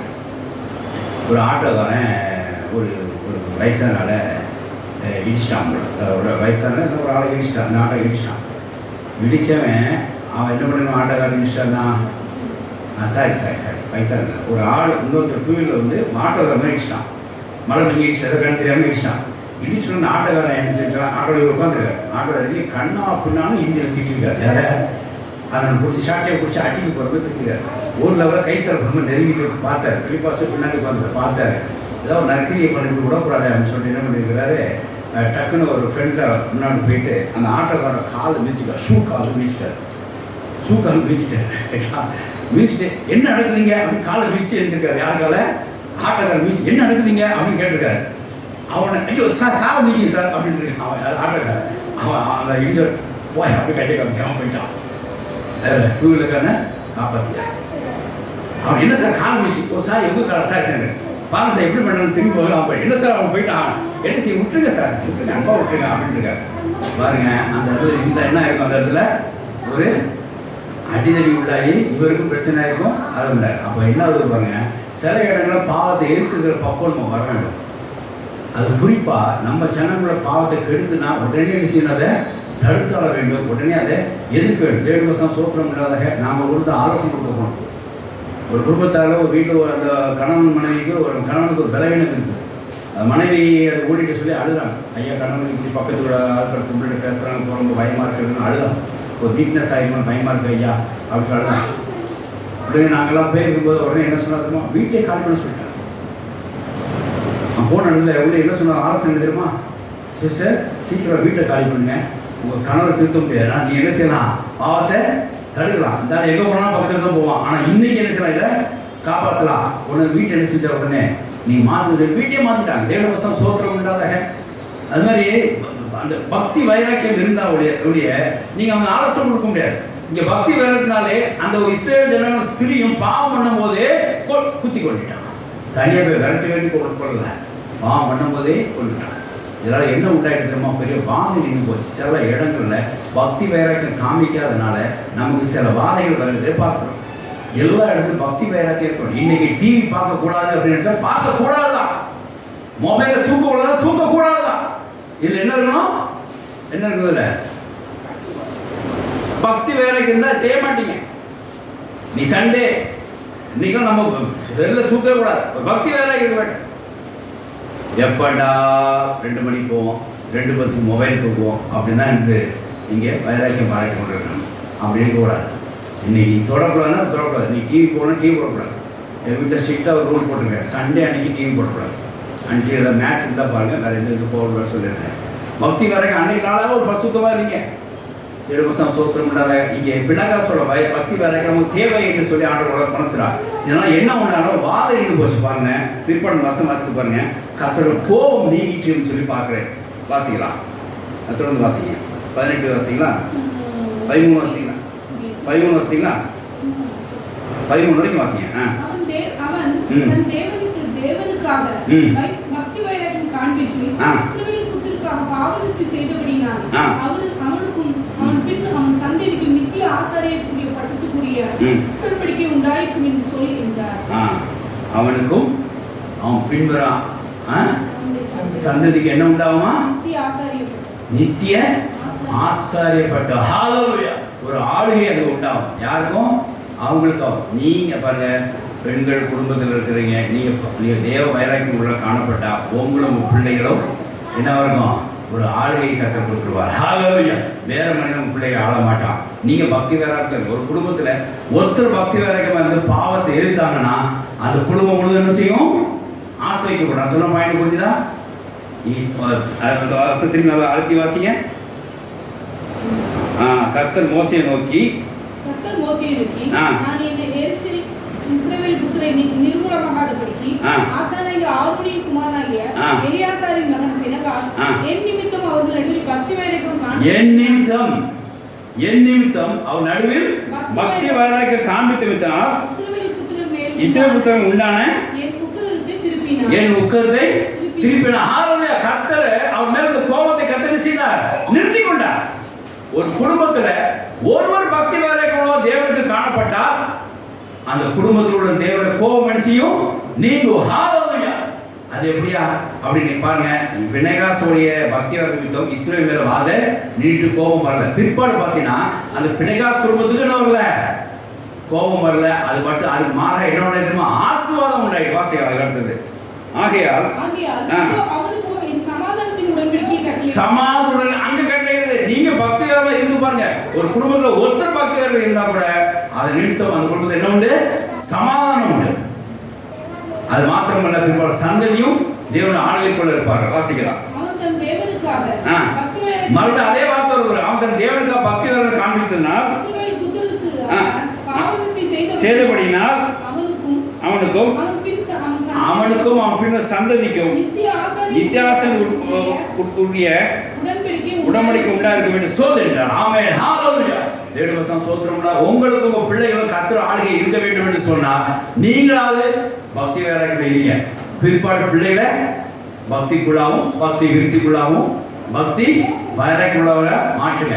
உங்கள்கிட்ட அந்த பக்தி வைராக்கியம் இல்லை அப்படின்னா பிள்ளைகிட்டையும் பக்தி வைராக்கியம் பக்தியோடு நின்று போயிடும்.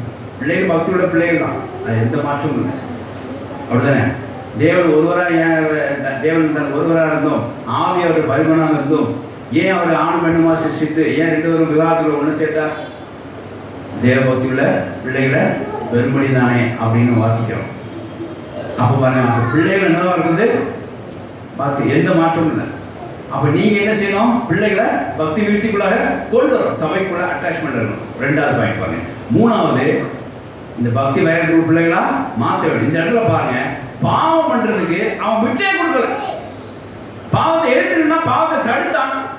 தான் தேவனுக்காக பாவம் செய்ய முடியாத தன்னுடைய கூடவர்களுக்கு இடமே கொடுக்கல. அதுதாங்க அர்ப்பணிப்பு. இப்போ பக்தி வைராக்கியம் என்ன அப்படின்னா, நம்ம பிள்ளை தானேங்க ஒரு நாள் டிவி பார்த்து போடுறோம், நம்ம பிள்ளை தானேங்க ஒரு நாள் வெளியே சுற்றிட்டு வரும், நம்ம பிள்ளை தானே கொஞ்ச நேரம் மொபைல் பார்க்கணும் அப்படின்னு நினைக்காங்க. ஒரு பக்தி வைரத்தை காட்டுங்க, பாவத்தை தடுங்க, பாவத்தை இழுத்து நில்லுங்க. நிச்சயமா உங்களுக்கும் சந்ததிக்கும் தேவன் ஆளுக்குள்ள இருப்பீங்க. ஹalleluya. அது மாத்திரமல்ல, தேவனோட கோபம் வந்தா என்னவா மாறியது? விலகி போயிடும். அது மாத்திரம் சமாதானம் உண்டாகும். பினாகாசோட வைராக்கியம் நிமித்தமாக இஸ்ரவேலுக்கு சமாதானம் உண்டாயிட்டு தேவன் அவர் மேல் இந்த கோபத்தை நிறுத்தி போட்டார். அது மாத்திரம் பினாகாஸ் குடும்பத்துக்கும் தேவன் ஆண்டு உட்பட்ட ஒரு ஆசீர்வாதம் கிடைச்சது. இதெல்லாம் எப்படி கிடைச்சதுங்க? காணிக்க போட்டதுனால வந்தது இல்லை, அது தெரிஞ்சுங்க. வாரம் 6000 வந்ததுனால வந்தது இல்லை. தேவனுக்கு பக்தியார வேகம் வந்து பாவத்தை எதிர்த்து நின்றனாலே, பாவத்தை எதிர்த்து கேட்டதுனாலே, பாவத்தை தடுத்ததுனாலே இங்கே ஒரு ஆசீர்வாதம் வந்து சொல்லி பார்க்கிறோம். தேவனுடைய வசனம் சோத்திரம் உண்டாதாக. ஆகையான பக்தி வேற பிள்ளைகள் நாம் என்ன செய்வோம்? நீங்க பக்தி உள்ள பிள்ளைகளா இருந்து, பக்தி வைராக்கியம் உள்ள பிள்ளைகள் இருந்து பிள்ளைகளை பக்தி வைராக்கியக்குள்ள மாற்றுங்க. அதுக்கு என்ன செய்யணும் அப்படின்னா, பக்தி வைராக்கியம் வந்து பாவத்தை எதிர்த்து நின்று பாவத்தை தடுத்து நில்லுங்க. அது தேவனுடைய கோபமாக இருந்தால் அதை எடுத்து போட்டுரும். சமானத்தை அங்கே கட்டளையிடும். உங்கள் பிள்ளைங்களுக்கு ஆசீர்வாதம் உண்டாகும். அது மாத்திரமல்ல, அங்கே ஒரு சமானத்தை உண்டாகும். சோத்திரம் உண்டாக. ஆகையினால உங்கள் பினாகாஸ் மாதிரி ஒரு பக்தி வைராக்கியம் வேண்டும். பாவத்தை எதிர்த்து நிற்க வேண்டும், பாவத்துக்கு எதிராக போராட வேண்டும், பாவத்தை தடுக்க வேண்டும். இப்படி பக்தி வைராக்கியம் பிள்ளைகள்லாம் தேவனுடைய கோபத்திலிருந்து நீங்களாக்கி இருக்க முடியும். விசேஷமாக சமானத்தோட காணப்பட முடியும். உங்கள் சந்ததி ஆசிரியப்பட்டதுன்னு சொல்லி தேவன் நாட்டிலே திருவள்ளுவர். ஹalleluya. அப்போ இந்த வசனத்தில் நாம் எடுக்க வேண்டிய மெசேஜ் என்ன அப்படின்னா, பக்தி வைராக்கியம் பாவத்தை தடுக்கும், பக்தி வைராக்கியம் பாவத்தை எதிர்த்து நிற்கும், பக்தி வைராக்கியம் பாவம் செய்ய விடாது விடாது விடாது. ஹalleluya. நீங்க யோசிச்சு பாருங்க, பாவம் செய்யக்கூடாதுன்னு நினைச்சா வேலைக்காகாது. பக்தி வைராக்கியம் இருந்துட்டு தான் பாவம் செய்ய நினைச்சா முடியும். சும்மா மாட்டி அண்ணன் பாவம் செய்ய முடியாது. பக்தி வைராக்கியோட சொல்லணும், பாவம் செய்ய மாட்டேன், அப்பதான் அதை விட முடியும். தேவனுடைய வசனம் சோத்திரம் உண்டாது. ஆகிய தொடர்ந்து நாம் என்ன செய்வோம்? பக்தி வைராக்கியம் வந்து பாவத்தை எதிர்த்து நிற்போம். கர்த்தர் ஆசீர்வதிப்பார். ஹalleluya. இது இங்க 2வது காரியம். முதல் காரியம், பக்தி வைரத்தினாலே சுத்திகரிப்பு உண்டாகும். இங்கே பக்தி வைரத்தினால என்ன உண்டாகுது? பாவத்தை எதிர்த்து நிற்கிற அனுபவம் உண்டாகும். 3வது காரியம் வாசிக்கலாம். 2 ராஜாக்கள் 10ஆம் அதிகாரம் 16-31 வாசிக்கலாம். கொஞ்சம் வேகமாக வாசிங்க. நிறைய 2 ராஜாக்கள் 10-16 வாசிங்க.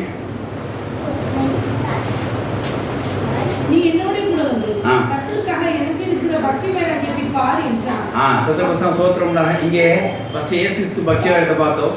2வது பினாகாசோட பக்தி வைரத்தை பார்த்தோம். இயேசு பக்தியை பார்க்கும்போது ஒரு சுத்திகரிப்பு உண்டாகுது அப்படின்னு சொல்லி பார்க்கிறோம். இங்கே பினாகாசோட பக்தியை பார்க்கும்போது பாவம் தடுக்கப்படுதுன்னு சொல்லி பார்த்தோம், ஆசீர்வாதம் உண்டாகுது சொல்லி பார்க்கிறோம். 3வது காரியம், நீ யெகூவோட பக்தி வைராக்கியம்னு சொல்லி பார்க்கிறோம். யெகூவோட பக்தி வைராக்கியம் என்ன அப்படின்னா, அவன் தேவனுக்கு ஈடாக வேற எதுவும் வைக்கிறது இல்லை, தேவனுக்கு பலிபடத்துக்கு ஈடாக வேற யாரும் வைக்கிறது இல்லை, தேவன ஜனங்களுக்கு பாடாப்படுத்தினவர்களை சும்மா விட்டதில்லை. இதுதான் இது யாரோட பக்தி வைராக்கியம்? யெகூவோட பக்தி வைராக்கியம். அவர் சொல்றாரு ராஜா பார்த்து, என் பக்தி வைராக்கியத்தை பாரு அப்படின்றார். வாசிக்கலாம். வாசிக்க. நீ என்னோட கூட வந்து கர்த்தருக்காக எனக்கு இருக்கிற பக்தி வைராக்கியத்தை பாரு. என் மேல ரதத்துல ஏறி என் கூட வந்து பாரு, என்னோட கூட கர்த்தருக்காக பக்தி வைராக்கியத்தை வந்து பாருனார். வாசிக்கலாம். இவனை அவன் மகத்தின் மேல் ஏற்றினார்கள். அவன் சமாரியாவுக்கு வந்தபோது கர்த்தர் எலியாவோடு சொன்ன வார்த்தையின்படி சமாரியாவில் ஆகாபுக்கு மீதியான யாவரையும் அழித்து தீர்மானம் சங்காரம் செய்தார். இந்த ஆகாபு யார் தெரியுமா? ஏன் சங்காரம் தெரியுமா? நல்லா கேட்டுக்கோங்க. இந்த ஆகாப் மனைவி யாரு? எசேபிலும் யாரை வறுத்தெடுத்துட்டாங்க? யாரை வறுத்தெடுத்தாங்க? எலியாவை வறுத்தெடுத்துட்டாங்க. கர்த்தர் என்ன சொன்னா தெரியுமா? எலியா எழுப்பி வர சொல்லி, இந்த வார் என் தைரியமா சரி இங்கே போ, அவனை பாகால் முன்னாடி 7வது வைத்திருக்கிறேன், நீ போ அந்த ஊழியத்தை செய் அப்படின்னார். அவர் இப்படி யோசிக்கிறார், ஆண்டவரே என்ன பொண்ணு பொழுது இருக்காங்க, இந்த வார் நான் யெகூ தேர்ந்தெடுத்துக்கிறேன், உன்னை மிரட்டினாக்களும் அவன் போடுவான், சோலையை முடிச்சிருவான். அவன்கிட்ட எவனாவது மிச்சம் இருந்தாங்க யார் சொல்ல முடியுப்பா? எலிசா காலி பண்ணிடுவான், நீ ஒன்றும் கவலைப்படாத அப்படின்னு யாரை தேட்டினா? எலியா தேட்டினா. என்ன சொல்லி தேட்டா தெரியுமா? யெகூவோட பக்தி வைராக்கியம் பார்த்து அவன் என்ன செஞ்சிருவான்? உன்னை மிரட்டினால, உன்னை வறுத்தெடுத்தால, உன்னை போட்டு நினைக்கிற ஆள் என்ன செய்வான்? இவன் போட்டுருவான் பாரு அப்படின்னு சொல்லி. இப்போ பாருங்க, யெகூ அதே மாதிரி வந்தார், எலியாட்டு அபிஷேகத்தை பெற்று கொண்டார். இப்போ வாங்க ரைடு வர ஹீரோயிசம் வர்றீங்க, அவரோட ஹீரோயிசத்தை பாருங்க. வந்தார், ஒரு ராஜா கூப்பிட்டு வண்டியில் ஏறு, நான் என்ன பண்ண போறேன் பாரு அப்படின்னு சொல்லி யாரை பார்த்தாரு? ஆகாப்பும் எசேபிலும் மனைவியும் அவன் மனைவி எசேபிலும் எலியாவை தாழ்ச்சி எடுத்ததுனால போட்டு கதையை முடிச்சுட்டு வாசிக்கலாம்.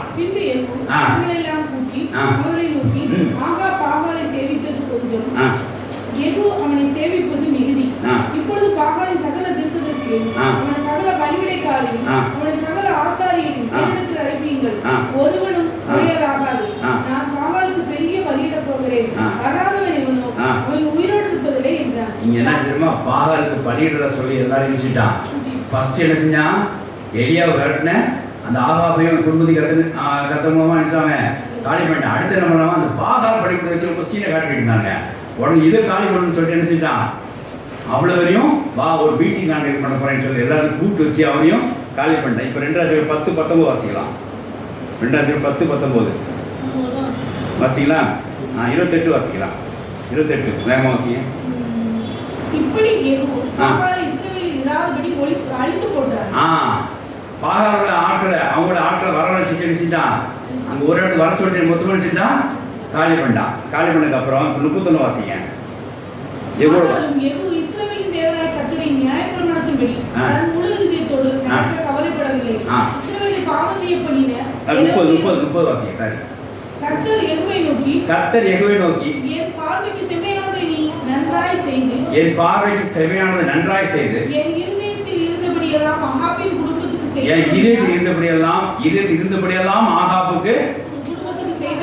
செய்தபடினால் குமாரன் இஸ்ரவேலுக்கு சிங்காசனத்தின் மேல் 4 தலைமுறையாக வீற்றிருப்பார்கள் என்றார். ஆமென். ஹalleluya. இங்கே கர்த்தர் ஆளுகை ஒரு ராஜாசனம் அவங்களுக்கு கொடுக்கப்பட்டிருக்கிறது பார்க்கிறோம். யாருக்கு? யெகூவோட சந்ததி. எப்படி வந்துச்சு தெரியுமா? கர்த்தரோட இணைத்து நினைவுகளை செஞ்சாங்க, செய்தான். என்ன செஞ்சனா, எலியாவே அவனை செஞ்சான். ரொம்ப என்ன செஞ்சான், மோசோடைய பண்ணிட்டான், ரொம்ப நோவ பண்ணிட்டான்.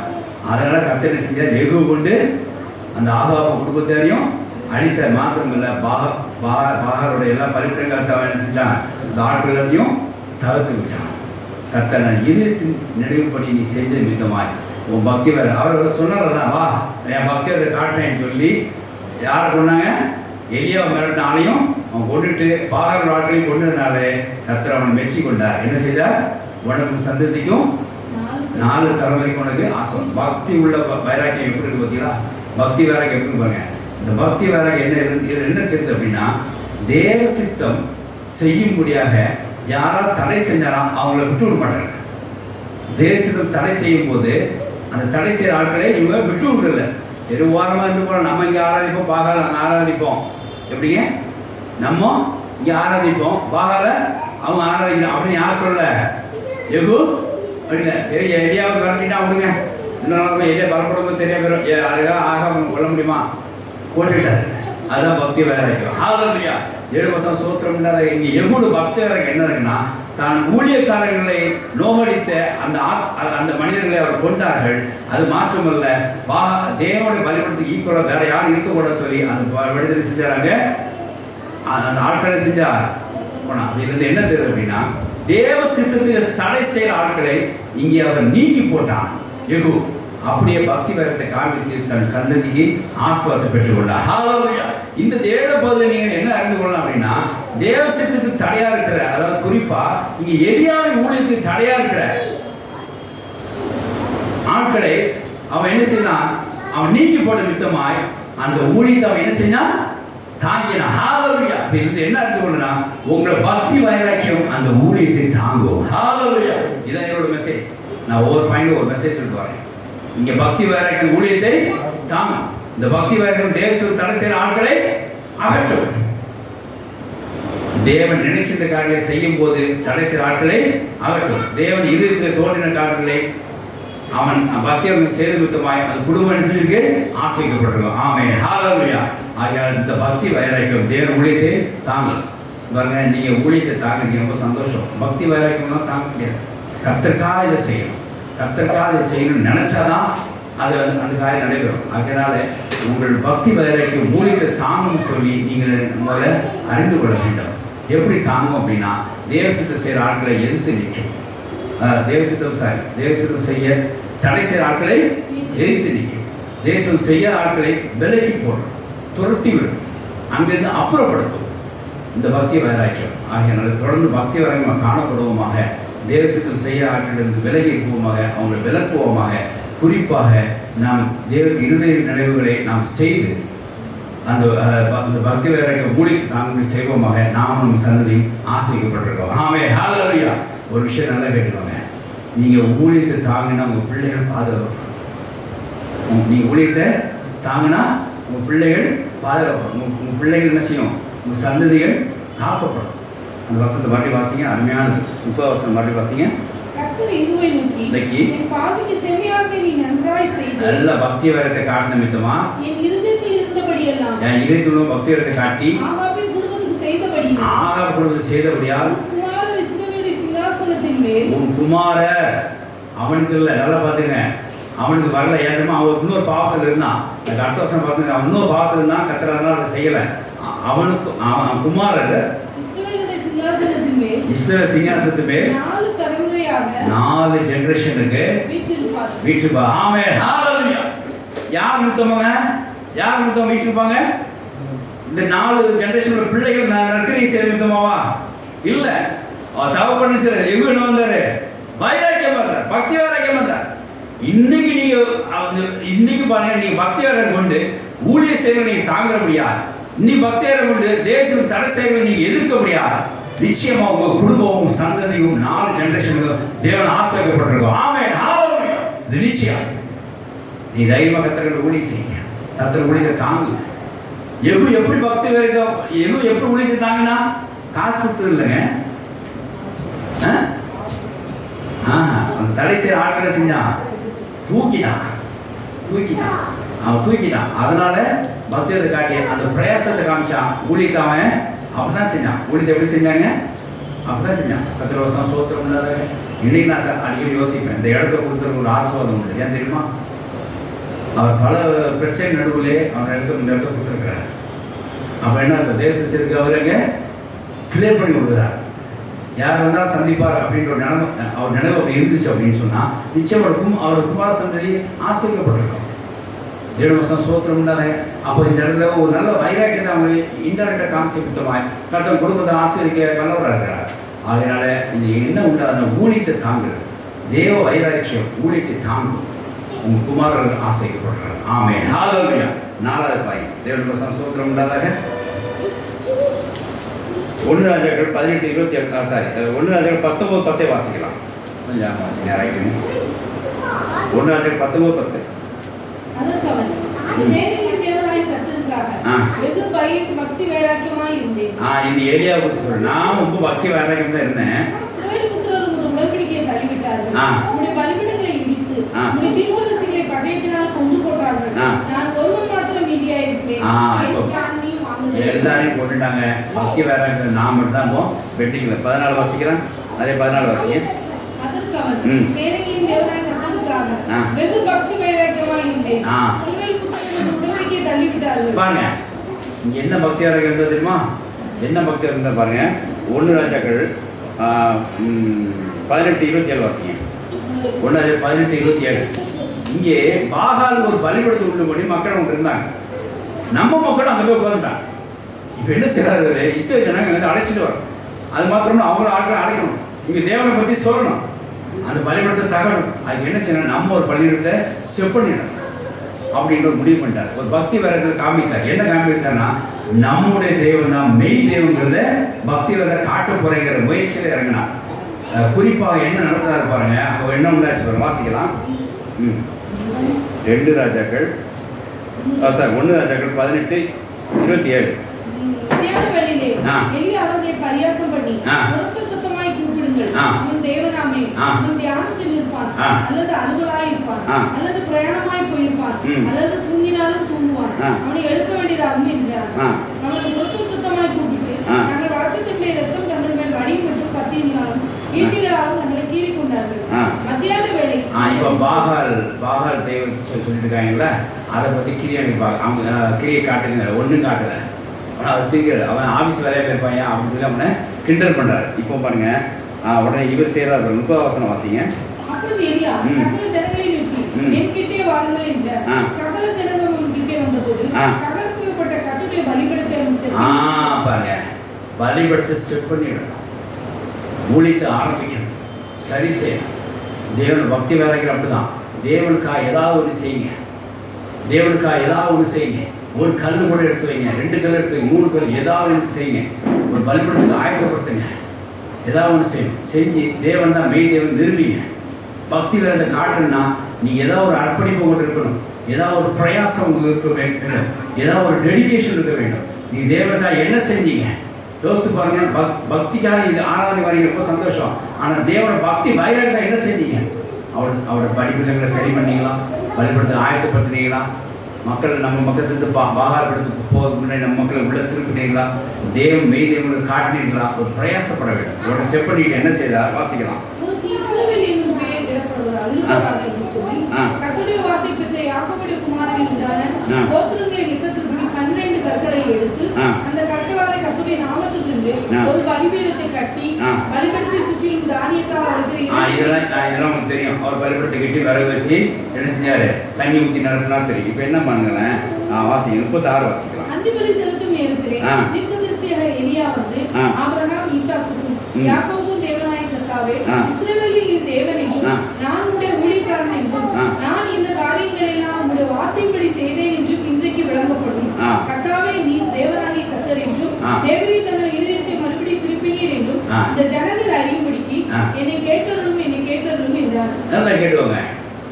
இந்த பலிபீடத்தை ஸ்டெப் பண்ணிட்டு இந்த விறகுலாம் வச்சு இந்த பலி அங்கேயே ஜெபம் பண்றாரு, தண்ணி ஊத்துறாரு. தண்ணி ஊத்துற விறகு என்ன செய்யாது? எரியாது. ஆனாலும் என்ன செய்யாது? எரியும்படியாக செஞ்சு இங்கே ஒரு அற்புதத்தை காட்டி இந்த மக்களை உண்மடமா திருப்போம் என்று சொல்லி செய்கிறார். இதோட லாஜிக் எல்லாம் உங்களுக்கு தெரியும், ஏற்கனவே படித்த போய் தான். ஆனால் நான் இங்கே என்ன ஆவிக்கிறோம் என்ன பார்க்கணும் தெரியுமா? இங்கே ஒரு ஜபம் செய்தார்ல, நல்லா கேட்டுங்க. இங்கே ஒரு ஜபம் செய்தார். இந்த ஜபம் கேட்டணும் சொன்னார். மக்கள் எல்லாம் பார்க்குறாங்க. என்ன பார்க்குறாங்க? ஒருவர் இந்த ஜபம் கேட்கப்பட்டுச்சுன்னா அதுதான் மெய் தெய்வம் உண்டாகும். நான் இஸ்ரேல் ஜனங்கள் சொல்ல, நான் இஸ்ரேல் தேவனுக்கு பக்தி வைராக்கியம் இருந்தேன். என்ன பக்தி வைராக்கியம் இருந்தால் தெரியுமா? ஜபம் கேட்க முடியாது, பக்தி வைராக்கியம் செய்ய முடியாது, பலிபீடத்தை நிறுத்தினார். ஹalleluya. வாசிங்களா, கர்த்தர் வசனம் வாசிங்களா. அப்பொழுது கர்த்தரிடத்திலிருந்து அக்கினி இறங்கி சர்வாங்க தகனபலிகளையும் விறகுகளையும் கற்களையும் மண்ணையும் பட்சித்து ஆற்றாலிருந்த தண்ணீரை நக்கி போட்டது. ஜனங்கள் எல்லாம் இதை கண்டபோது மூக்குப்புறம் விழுந்து கர்த்தரே தெய்வம் என்றார்கள். ஆமென், ஹalleluya. இருந்து என்ன தெரிஞ்சு தெரியுமா? பக்தி வைராக்கியம் உள்ள எலியா ஜெபம் கேட்கப்பட்டது. ஹalleluya. நீங்க பக்தி வைராக்கியம் இருந்தா உங்க ஜெபம் செய்யும் கேட்கப்படும். பாகாலுக்கு முன்னாலும் சரி, யாருக்கு முன்னாலும் சரி, அரசியலுக்கு முன்னாலும் சரி, ஆபீஸருக்கு முன்னாலும் சரி, நீங்க பக்தி வைராக்கியம் பாருங்க, உங்க ஜெபம் அந்த ஸ்தலத்துல கேட்கப்படும். ஆமென், ஹalleluya. பக்தி வைராக்கியம் ஏதோ பக்தியா இருக்கிறோம். காலை 5 மணிக்கே ஜெபம் பண்ண சொன்னாங்க ஜெபிக்கிறோம், சாயங்காலம் 7 மணிக்கு ஜெபம் பண்ண சொன்னா ஜெபிக்கிறோம், சண்டே வந்து இப்படி ஹவுசிங் இந்த மாதிரி பக்தி வைராக்கியம் இல்லாமல் எதையும் செய்யாதீங்க. ஒரு பக்தி வைராக்கியம் செய்யுங்க. கர்த்தருக்காக ஒரு பலிபீடத்தை கட்டி பக்தி வைராக்கியம் செய்யுங்க. அது அந்த ஜெபம் செய்யும் கேட்கப்படும். ஹalleluya. தேவனுடைய வசனம் ஸ்தோத்திரம் உண்டாதாக. அப்போ இதிலிருந்து மெசேஜ் என்ன அப்படின்னா, நீங்கள் பக்தி வைராக்கியமாக காணப்பட்டா, தேவனுக்காக பக்தி வைராக்கியமாக ஏதாவது நீங்கள் செய்ய நினைச்சீங்கன்னா அந்த ஜெபம் செய்யும் கேட்கப்படும். ஹalleluya. யோவான் 1:9 வாசிக்கலாம். அந்த குணமாக்கப்பட்டவன் வார்த்தை சொன்னான். எப்படிங்க? அந்த குணமாக்கப்பட்டவன் என்ன சொன்னான்? கண்களை இயேசு திறந்து கொடுத்தாருல, அவன் சொன்னான் பாருங்க, நல்ல ஒரு நல்ல மெசேஜை சொன்னான் பாருங்க. இந்த மெசேஜ் நம்ம அங்கேயே சொன்ன வாசிக்கலாம். யோவான் 9:31. பாவிகளுக்கும் தேவன் செவி கொடுக்கிறதில்லை அறிந்திருக்கிறோம். பாவிகளுக்கு தேவன் செவி கொடுக்கிறதில்லை என்று அறிந்திருக்கிறோம். ஒருவன் தேவ பக்தியுள்ளவனாய் இருந்து அவன் தேவ பக்தியுள்ளது தேவ வைராக்கியமுள்ளவனாய் இருந்து அவனுக்கு சித்தமானதை செய்தால் அவனுக்கு செவி கொடுப்பார். ஹalleluya. இங்கே பாருங்க, எலியா இங்க தேவசித்தம் செய்தான், பக்தி வைராக்கியம் தேவசித்தம் செய்தார். கர்த்தர் அவன் ஜெபத்தை கேட்டார். ஹalleluya. பாகாலுக்கு முழங்கால்படியிறது தேவசித்தம் கிடையாது. அதை நிரூபிச்சார். இங்க தேவசித்தம்னா என்ன தெரியுமா? அவர் நிரூபிச்சாருங்க. தேவசித்தம்னா என்ன நிரூபிச்சாரு? என் ஜபம் கேட்டுச்சுன்னா அது தேவசித்தம் நிரூபிச்சு காட்டினார். அதே மாதிரி அது பக்தி வைராக்கியம் எங்கே காட்டுவார்? என் ஜபம் கேட்கப்படும். இதுதான் தேவசித்தம். பாகாலுக்கு முழங்கால்படியிறது தேவசித்தம் கிடையாது, நிரூபிக்க முடியாது. அங்கே எலியா போராடினான், பிரயாசத்தை காமிச்சான், அர்ப்பணித்தான், தன்னை பக்தியுள்ள மகனாக காண்பித்தான். கர்த்தர் அவர் ஜபத்தை கேட்டவர்களே அங்கே கர்த்தர் மெய் தேவங்க நிரூபித்தார். ஆமென், ஹalleluya. இன்னைக்கு யோசித்து பார்த்துக்கோங்க, நீங்க எந்த அளவுக்கு பக்தி வைராக்கியம் வந்து தேவசித்தம் செய்றீங்களோ உங்க ஜபம் அது கேட்கப்படும். ஹalleluya. தேவசித்து மாறா எதுவும் செஞ்சிடாதீங்க. பக்தி வைராக்கியம் வந்து சில நேரம் தேவசித்து மாறா எதாவது செய்யறது. அது கேட்கப்படாது. இப்போ பாருங்க, அப்போஸ்தலர் பவுல் அப்படி தான் இருந்தாராம். பிலிப்பியர் 3ஆம் அதிகாரம் 6வது வாசிக்கும் போது நல்லா கேட்கணும். தேவனுடைய காரியத்தை செய்யறதுக்கு தான் தேவ பக்தி வைராக்கியம். நல்லா புரிஞ்சுக்கோங்க.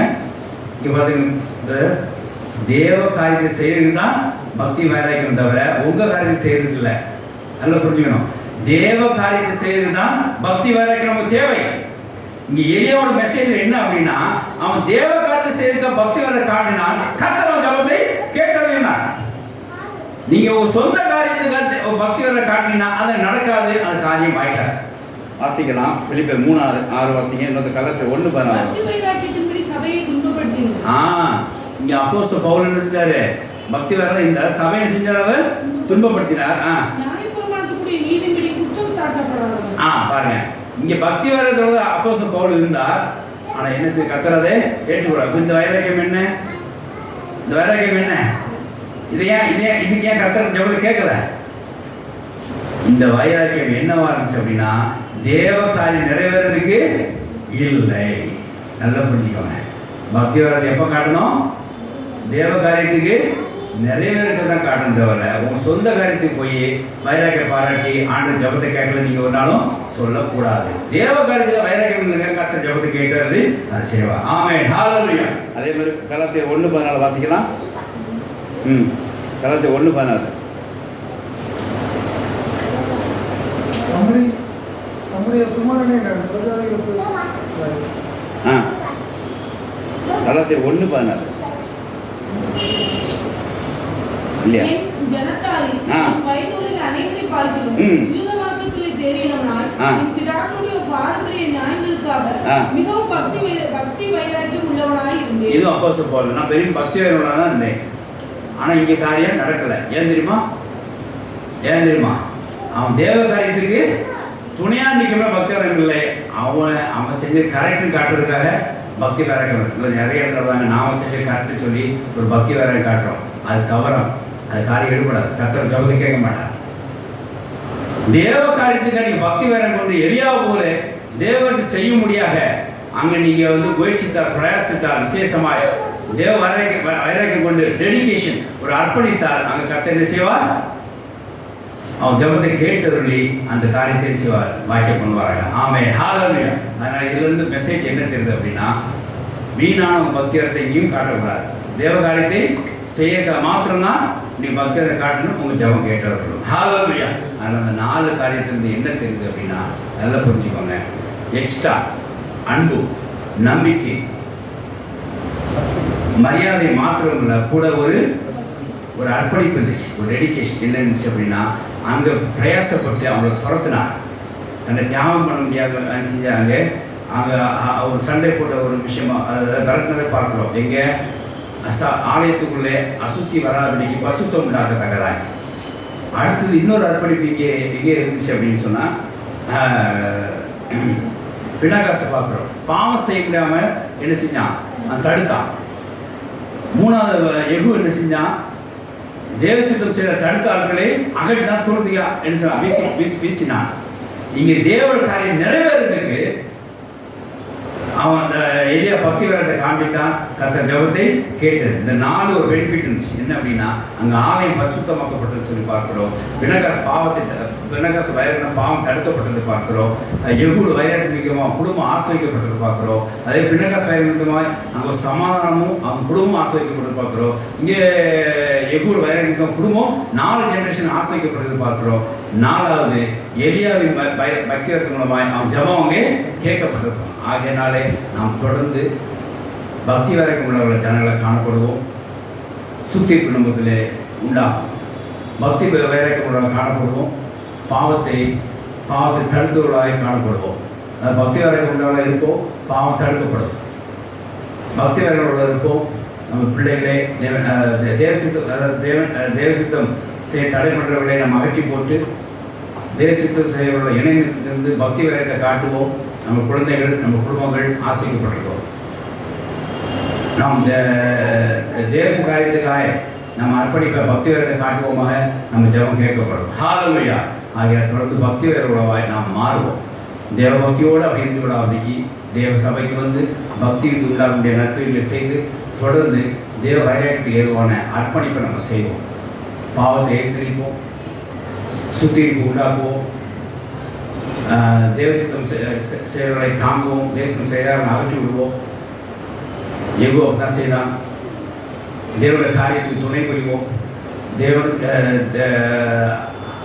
அது மாத்திரமல்ல, அந்த பக்தி வைரத்தின் மூலமாக எலிசா மூலமாக எலியா பக்தி காண்பித்து வித்தமாய் தேவ காரியத்தை செய்யறதுக்கு அவன் துணை புரிந்தான். அவன் ஜெபம் கேட்கப்பட்டது. அப்படியாக நம்ம என்ன செய்வோம்? பக்தி வைரத்தை தொடர்ந்து காணப்படுவோம். தேவ காரியத்துக்கு நாம் தொடர்ந்து அர்ப்பணிப்போம். தொடர்ந்து தேவனுடைய வைராக்கியத்தை வளர்ந்து வருவோம். கர்த்தர் நம்மளை ஆசீர்வதிப்பாராக. ஹல்லேலூயா. ஒரு வாசம் முடிச்சுட்டு எபேசியர் 6ஆம் அதிகாரம் 17, 12, 10 வாசம்.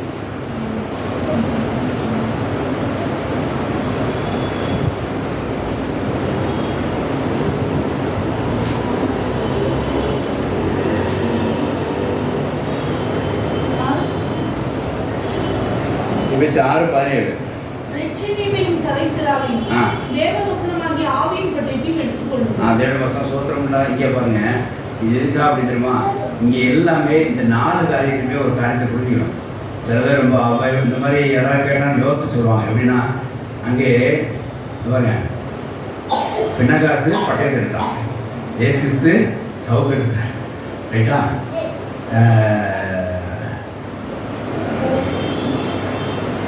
யெகூ பட்டயத்தினால தான் கொண்டான். சரி, ஆனால் எலியா அந்த இடத்துல எடுத்தது ஆவிங்க வசங்கிற பட்டயம். அப்போ நாம் என்ன செய்யணும்?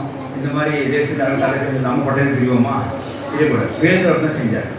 பேதுரு அப்படிதான் கர்த்தர் அவனை எச்சரித்தார். அப்போ நாம் ஆவிக்கப்பட்டது என்ன? வசனம் வச்சு ஜெபம்.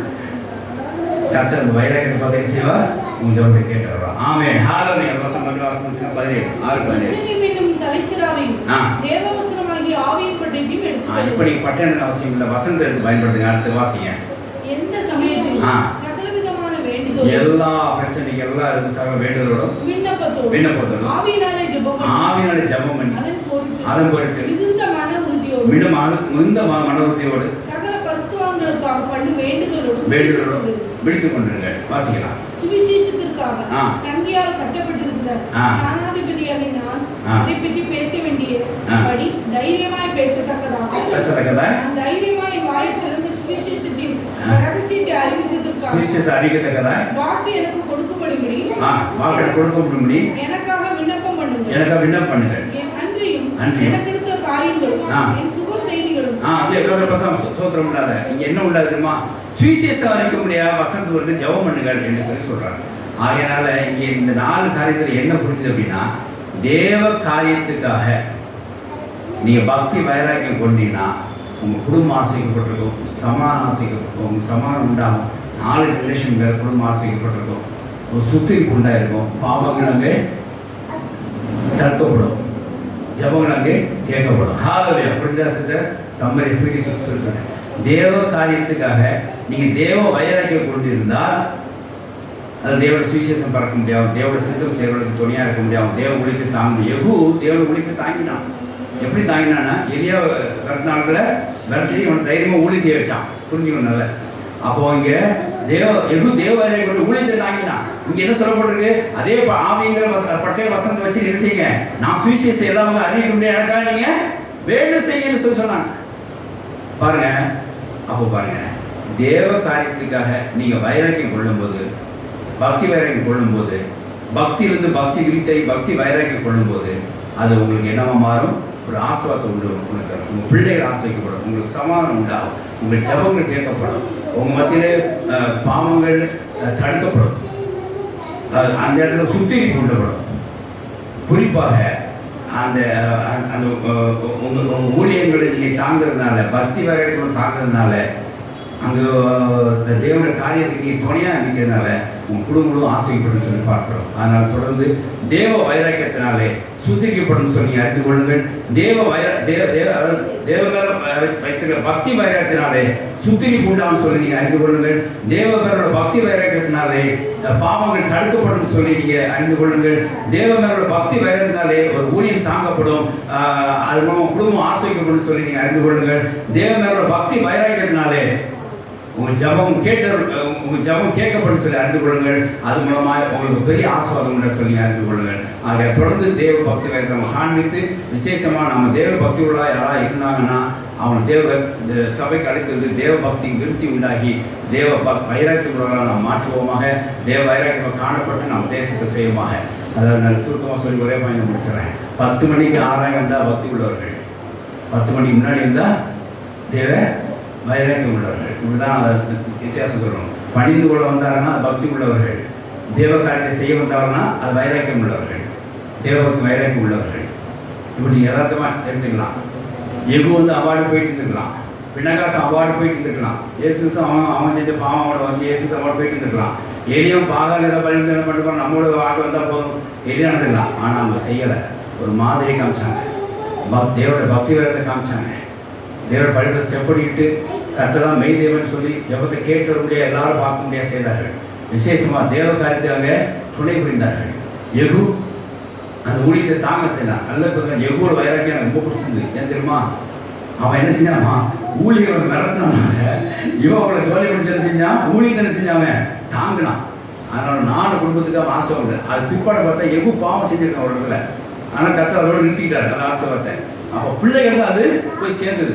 அதனால் நாம பாவம் செஞ்சோமோ பாவம் செய்யறது கவலைப்படாதீங்க. பக்தி வைராக்கியமா இருங்க, தேவனுடைய ஊழியத்தை தாங்குங்க. நிச்சயமாக குடும்பமாக ஆசைப்பட்டிருக்கோம். ஆகையினாலே நாம் தேவ பக்த வைராக்கியமாக கொண்டு நாம் சுத்திகரிப்பை பெற்றுக்கொள்வோமாக. தேவ வைராக்கியத்தினாலே பாவத்தை எதிர்த்து நிற்போம், பாவத்தை தடுப்போமாக. தேவ வைராக்கியத்தை உள்ளதுனாலே நாம் தேவன் ஊழியத்தை தாங்குவோமாக. கர்த்தர் குடும்பத்தை ஆசைப்பார். தேவனுடைய பக்தி வைராக்கியத்தினாலே நம்ம ஜபம் கேட்கப்படும். தேவன் காரியத்தை செய்ய துணையாக இருக்கிற மக்களுக்கு உதவி செய்வார். ஆகையினாலே தொடர்ந்து தேவ காரியம் செய்வதற்காக நாம் தேவ பக்தி உள்ளவர்களாக இருந்து அதுக்கான சுத்திகரிப்பை பெற்றுக்கொள்வோமாக. அப்படி தேவ காரியத்துக்காக நாம் தேவ பக்தியாக இருக்கும் தேவ காரியத்துக்காக தேவனுடைய பக்தி வைராக்கியமாக பிள்ளைகளாக காணப்படுவது அங்கே சுத்திகரிப்பு உண்டாகும், பாவம் தடுக்கப்படும், ஜெபம் கேட்கப்படும், நம்ம குடும்பம் அங்கே ஆசீர்வதிக்கப்படும். ஆகிய தொடர்ந்து நாம் தேவ பக்தி உள்ளவர்களாக காணப்பட்டு நாம் சுத்திகரிக்கப்பட்டு தொடர்ந்து நாம் நம்ம ஜெபம் கேட்கப்பட்டு தொடர்ந்து நாம் பாவத்தை தடுத்து நம்ம பிள்ளைகள் ஆசீர்வாதத்துக்கு நாம் இடம் கொடுப்போமாக. தேவ பக்தி உள்ளவர்கள் இருப்போம். தேவ பக்தி உள்ள பிள்ளைகள் தொடர்ந்து தேவ விருத்தி உள்ளவர்கள் பிள்ளைகள், தேவ பக்தி விருத்தி உள்ள பிள்ளைகளாக காணப்படுவோம். தேவ பக்தி விருத்தி உள்ள பிள்ளைகள் தொடர்ந்து தேவ வைராக்கியமாக இருந்து தேவ சித்தம் செய்வோமாக. கர்த்தர் வார்த்தையை ஆசீர்வதிப்பார். ஆமென். ஹல்லேலூயா.